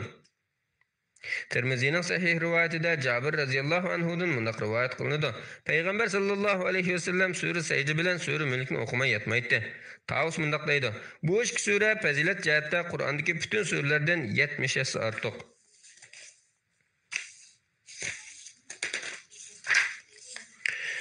Şundan Kur'an'ın fazileti, muayyen sure ayetlerin fazileti namıdaki bu tügüde. Evet, inşallah Fatiha ve Bakara surelerin tefsirini okuyumuz. Allah hepimizin paylık ilim atak olsun. Esselamu aleyküm ve rahmetullahi ve berekatuhu. Bismillah, elhamdülillah ve salatu ve selamu ala Resulillah amma ba'du. Esselamu aleyküm ve rahmetullahi ve berekatuhu. Muhterem aziz qarindoshlar, anglayotganlar Muhammad ibn Sulayman Mag'ribiyning Jam'ul Fawaid min Jamil Usul va Majmu'at Zawaid nomli kitobining 6-tomi. Biz tafsir bo'lmoqga kelgan. Hozir o'qiyotganimiz Fatiha va Baqara suralarining tafsirlari.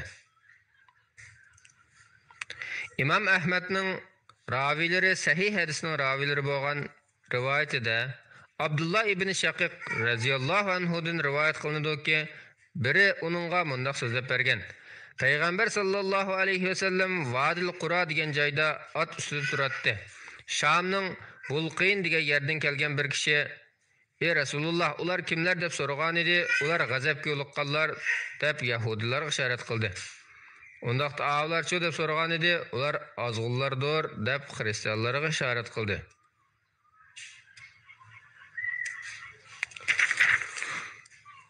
İmam Buxariyning rivoyatida Abu Hurayra radhiyallohu anhudan rivoyat qilinadiki, payg'ambar sallallohu alayhi vasallam bundoq degan: Bani Isroilga Baytul Muqaddas darvozasidan shukr qilish yuzasidan sajda qilgan holda kiringlar va Parvardigorimiz gunohlarimizni kechirgin danglar deyilsa, ular buyruqni o'zgartib, qo'ng'icha o'minab kirgan va mag'firat tilashning o'rniga arpitilgan.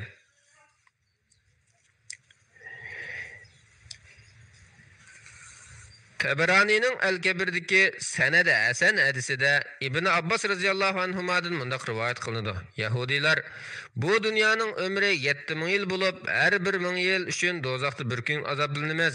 Shundoq bo'lganda dozoqda faqat 7 kun azoblanamiz degan edi. Alloh taolo ular bizni dozoq o't sanoqli kunlarla ko'ydirdi deydi. Ularga sizlarga Alloh shundoq qilishga va'da berganmi? Va'da bergan bo'lsa, Alloh va'dasiga hargiz xilof qilmaydi. Yoki o'zinglar bilmaydiganni Alloh nomidan da'vatamsizlar degan. Unda emas, sizlarni dozoq o'ti ko'ydirdi. Gunoh qilgan va gunoh chimib ketganlar ahli dozoqdir. Ular dozoqda mangu qoladi degan oyatni nozil qildi. Tirmizining Hasan rivoyatida Amir ibn Rabi'a radhiyallohu anhudan mundaq rivoyat qilinadi. Payg'ambar sallallohu alayhi vasallam bilan birga safarga chiqdik. Qorong'u kechida qiblaning qaysi tarafda ekanligini bilolmay qolib, hammalar o'z oldiga qarab namoz o'qidi. Tong otganda buni payg'ambar alayhissalomga so'zlab berdik. Shu aman qaysi tarafga yuzlansanglarmi, u Allohning qiblasidir degan oyat nozil bo'ldi. Tabaranining Al-Kabirdagi raviylari sahih hadisning ravisi bo'lgan rivoyatida Ibn Abbas radhiyallohu anhuma Alloh taolaning o'z vaqtida Ibrohim, Parvardigorim, bu yerni, ya'ni Makkani tinch shahar qilib bergin. Aholisidan Allohga va oxirat kuniga iymon etganlarni turli mevalar bilan rizqlantirgan dedi degan oyatini tafsir qilib, mundaq degan: Ibrohim alayhissalom bu duoni Makka aholisidan iymon etganlarga xos qilgan edi. Allah kafir bo'lgan odamga mu'minlarga bergandek rizq beraman. Men rizq bera olmaydigan mahluqotlarni yaratamdim. Ularga ozg'in muddat rizq berib bahramand qilaman. Ondan ularni jahannamga tashlayman dedi. Ondan Ibn Abbas bularning va ularning har ikkisiga Parvardigoringning ato qilganidan berimiz. Parvardigoringning ato qilgani hech odamdan ma'ni qilinmaydi degan oyatni o'qidi. İmam Buxariyning rivoyatida Bara ibn Azib radhiyallohu anhudan mundaq rivoyat qilinadi.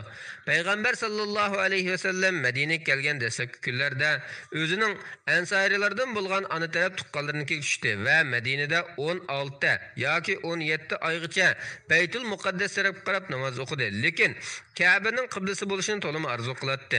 Payg'ambar sallallohu alayhi vasallamning qibla o'zgartirilgandan keyin Ka'ba tarafga qarab o'qigan tunji namoz asr edi. Bu namozni bir to'p jamoat payg'ambar sallallohu alayhi vasallam bilan birga o'qidi. Namozdan keyin u jamoatdan bir kishi boshqa bir masjidning yonida o'tib ketib, u masjidga jamoatning Baytul Muqaddasga qarab namoz o'qiyotganligini ko'rdi-da, Allohning nomi bilan qasam qilamanki, men payg'ambar sallallohu alayhi vasallam bilan Makka tarafga qarab namoz o'qib keldim dedi. Jamoat rukuda edi. Buni anglab salom bermay turiblar Ka'baga yuzlandi. Musulmonlarning Baytul Muqaddasga qarab namoz o'qishi Yahudilarning ko'ngliga bekmay yoqatdi. Musulmonlar Ka'baga yuz keltirgan edi. Yahudilar ularni ayblashga boshladi. İmam Buxariyning yana bir rivoyatida Bara mundaq deydi: Qiblaning o'zgarishidan burun o'lib ketgan yoki o'ldirilgan kishilarning namozi to'g'risida nima deyishimizni bilmay turganimizda Alloh taolo Allah sizlarning iymoninglarni, ya'ni Baytul Muqaddas qarab o'qigan namozinglarni bekor qilib o'tmaydi degan oyatni nozil qildi.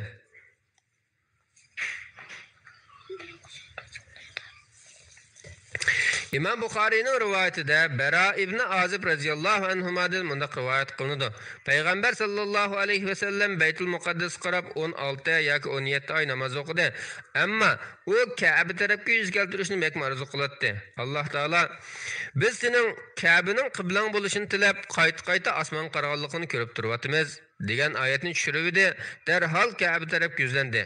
Bazı ahmaklar, yani Yahudiler, Peygamber ve Müslümanlarının azaldan yüz keltirip kelayotgan Beytul Muqaddas'ını yüz öğrüşük nima sebep bolgando deyişti. Allah Taala bazı ahmak kişiler ularını, yani Peygamber aleyhisselam bilen müminlerine qarab kelayotgan kıblesinden, yani Beytul Muqaddas'ın nima yüz öğrügizgando deydi. Ey Muhammed, aytqinki Mashriq va Mag'rib, yani hamma taraf Allohningdir. Allah xohlagan kishini to'g'ri yo'lga boshlaydi degan oyatni nozil qildi. İmam Müslimning rivoyatida Anas radhiyallohu anhudan mundaq rivoyat qilinadi. Payg'ambar sallallohu alayhi va sallam Baytul Muqaddas qarab namoz o'qiyotdi. Alloh taolo biz sening Ka'baning qiblang bo'lishini tilab, qayta osmon qarag'anligini ko'rib turyapmiz. Seni cho'qim sen yoqtirgan qiblaga yuzlantiramiz. Namazda yüzünü Mescid-i Haram tarafga qilgan. Ey müminler, qayerda bo'lmanglar, namazda yüzünlarni Mescid-i Haram tarafga qilinglar degan oyatni tushirdi. Bani Salama cemaatidan bir odam Baytul Muqaddas qarab bomdod namozi o'qiyotgan bir jamoatning yendan o'tib ketib, bilib qilinglar, qibla o'zgartirildi deb ikki qatim to'g'ligan edi. Jamoat rukuda turibla qibla tarafga yuzlandi. İmam Buxariyning rivoyatida Abu Said radhiyallohu anhudan rivoyat qilinadiki, Payg'ambar sallallohu alayhi va sallam mundaq degan: Nuh bilan uning ummati kelganda Alloh taolo uningdan yetkizdingmi deb so'raydi. O, ha ey Rabbim deydi. Ondan ummatidan sizlarga yetkizdingmi deb so'raydi. Ular, yo'q, bizga payg'ambar kelib boqmadi deyishdi. Ondan Nuhga sana kim guvoh bo'ladi deydi. Nuh Muhammad sallallohu alayhi va sallam va uning ummati deydi. Shunda qilib biz uning yetkizganligiga guvohlik beramiz. Ulug' Allohning shuningdek, yani sizlarni islomga hidoyat qilgandek kishilarga, yani o'tganki ummatlarga shohid bo'lishinglar uchun va payg'ambarning sizlarga shohid bo'lishi uchun biz sizlarni yaxshi ummat qildik. Sen yüz keltirib kelayotgan tarafni, yani Baytul Muqaddasni qibla qilganligimiz payg'ambarga agashganlarni osiylik qilganlardan, yani murtad bo'lib ketganlardan ayrilishimiz uchun edi. Allah hidoyat qilganlardan boshqalarga bu, yani qiblaning o'zgartirishi haqiqatan ig'irdir. Allah sizlarning iymoninglarni, yani ilgari Baytul Muqaddas qarab o'qigan namozinglarni bekor qilib o'tmaydi. Allah kishilarga haqiqatan mehribondir, nihoyat ko'yimchandir degan oyati buning dalilidir.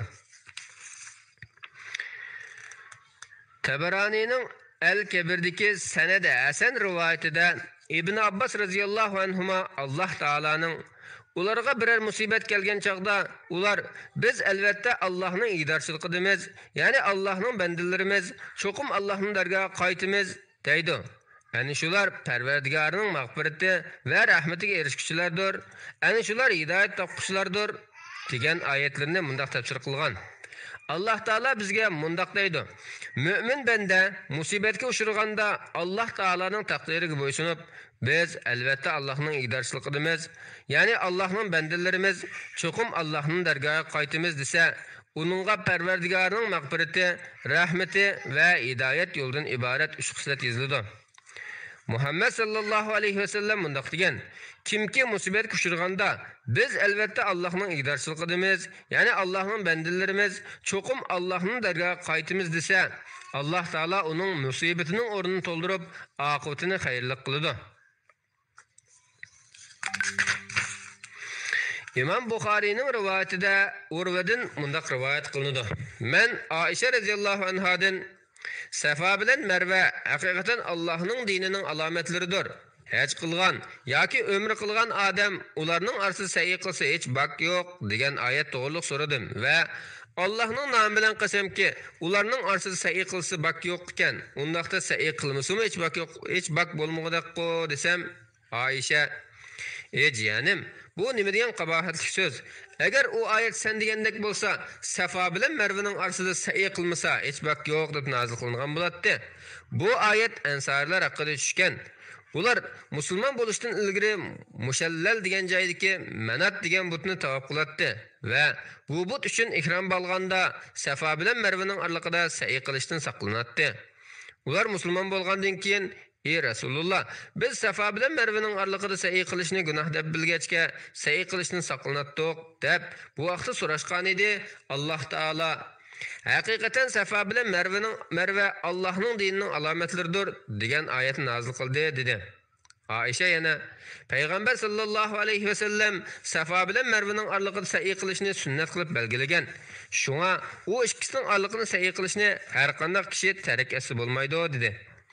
Zuhri mundaq deydi: "Men buni Abu Bakr ibn Abdurrahmonga so'zlab bersam, men bu ma'lumotni anglab boqmabdi ekanman. Ahli ilmlardan nurg'un hadis anglagan bo'lsam-mu, Aishaning so'zlarini tunji qitim anglayapman. Manatni tavob qilish uchun ikromga kirganlar Safa bilan Marva orasida sa'iy qilishdan saqlanatdi. Allah Qur'onda Ka'bani tavob qilishni bayon qilib, Safa bilan Marvani tilga olmagan edi. Ular: "Ey Rasululloh, biz jahiliyatda Safa bilan Marvani tavob qilatdik. Allah Ka'bani tavob qilishni bayon qilib, Safa bilan Marvani tilga olmadi. Safa bilan Marvani tavob qilsak biz gunoh bo'lamdi" deb so'ragan edi. Alloh taolo Safa bilan Marva haqiqatan Allohning dinining alomatlaridir degan oyatni nozil qildi. Abu Bakr yana mundaq deydi: "Bu oyatga obdan zangsag'in. Bu oyat jahiliyat davrida Safa bilan Marvani tavob qilishdan saqlangan va saqlanmagan har ikki firqaga nozil bo'lgan. Alloh taolo Ka'bani tavob qilishni bayon qilib, Safa bilan Marvani tilga olmaganligi uchun ular musulmon bo'lgandan keyinmi buni jahiliyat ishi deb qarab tavob qilmadi. Shuning bilan Alloh taolo bu oyatni nozil qilib, sa'iy qilsa hech bak yo'qligini bildirdi." İmam Müslim'nin rivayetinde Urve ibn Zübeyir'den rivayet kılındı ki Aisha radıyallahu anha onunla mundaq sözlep bergen. Ansariler Müslüman bo'lishdan ilgari G'assan qabilasi bilan billa Manat degan butun tavob qilish uchun ikrom bog'laydi. Islomga kirgandan keyin Safa bilan Marva orlig'ida sa'iy qilishdan siqilib qilishdi.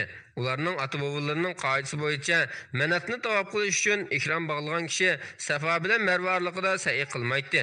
Bu sebepten ular musulmon bo'lgandan keyin Payg'ambar sallallohu alayhi vasallamdan buning hukmini so'ragan edi. Alloh taolo Safa bilan Marva haqiqatan Allohning dinining alomatlaridir. Haj qilgan yoki umr qilgan odam ularning orasida sa'iy qilsa hech bak yo'q. Kimki o'z ixtiyorligi bilan biror yaxshilik qiladi ekan, Alloh uning mukofotini beradi. Allah albatta shukrning mukofotini berguchidir. Alloh hammani bilguchidir degan oyatini nozil qildi. İmam Buxariyning rivoyatida Ibn Abbas radhiyallohu anhumadan mundaq rivoyat qilinadi. Bani Isroilda qisas ilishlar bar bo'lib, diyat ilish yo'q edi. Alloh taolo Muhammad sallallohu alayhi vasallamning ummatiga mundaq dedi: "Ey mu'minlar, o'ldirilganlar uchun qisas ilish sizlarga farz qilindi. Hur odam uchun hur odamdan, qul uchun quldan, ayol uchun ayoldan qisas ilinadi.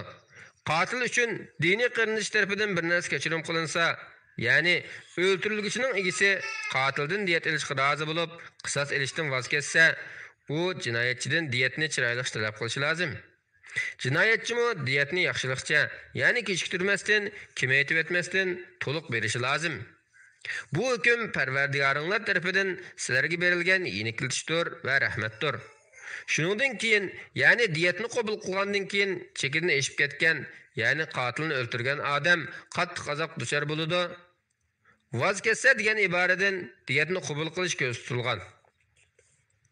İmam Buxariyning rivoyatida Ibn Abbas radhiyallohu anhuma mundaq deydi: "Ro'zini aron tutadigan kishilar tutmasa, kunlik uchun bir miskin to'yg'alik tomoq fidya berish lozim" degan oyat amaldan qoldirilgan emas. Bu oyat ro'z tutolmag'idek darajada yashinib qolgan ayollarga qartilgan bo'lib, ular ro'z tutolmasa, har kun uchun bir miskinga taom beradi.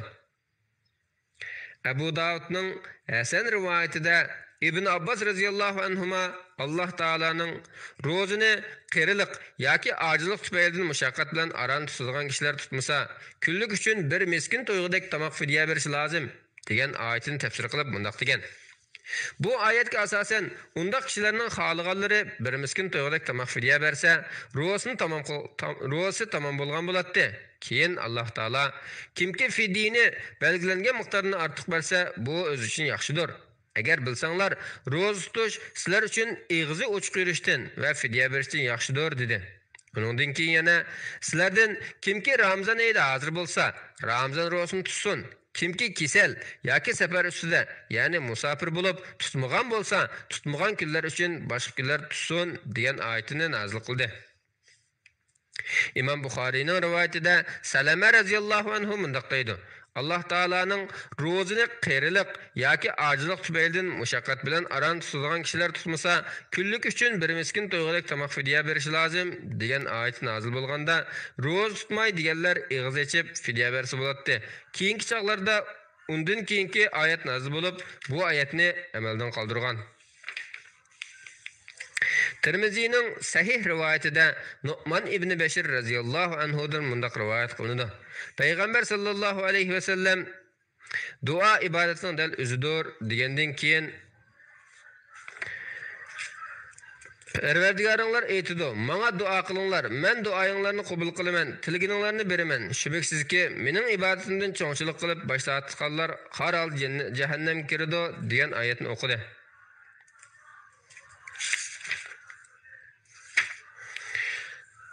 Mabab biraz uzunken bugün bir şey çok öyle. Devamını tamamlaştırırız. Vesselamu aleyküm ve rahmetullahi ve berekatuhu.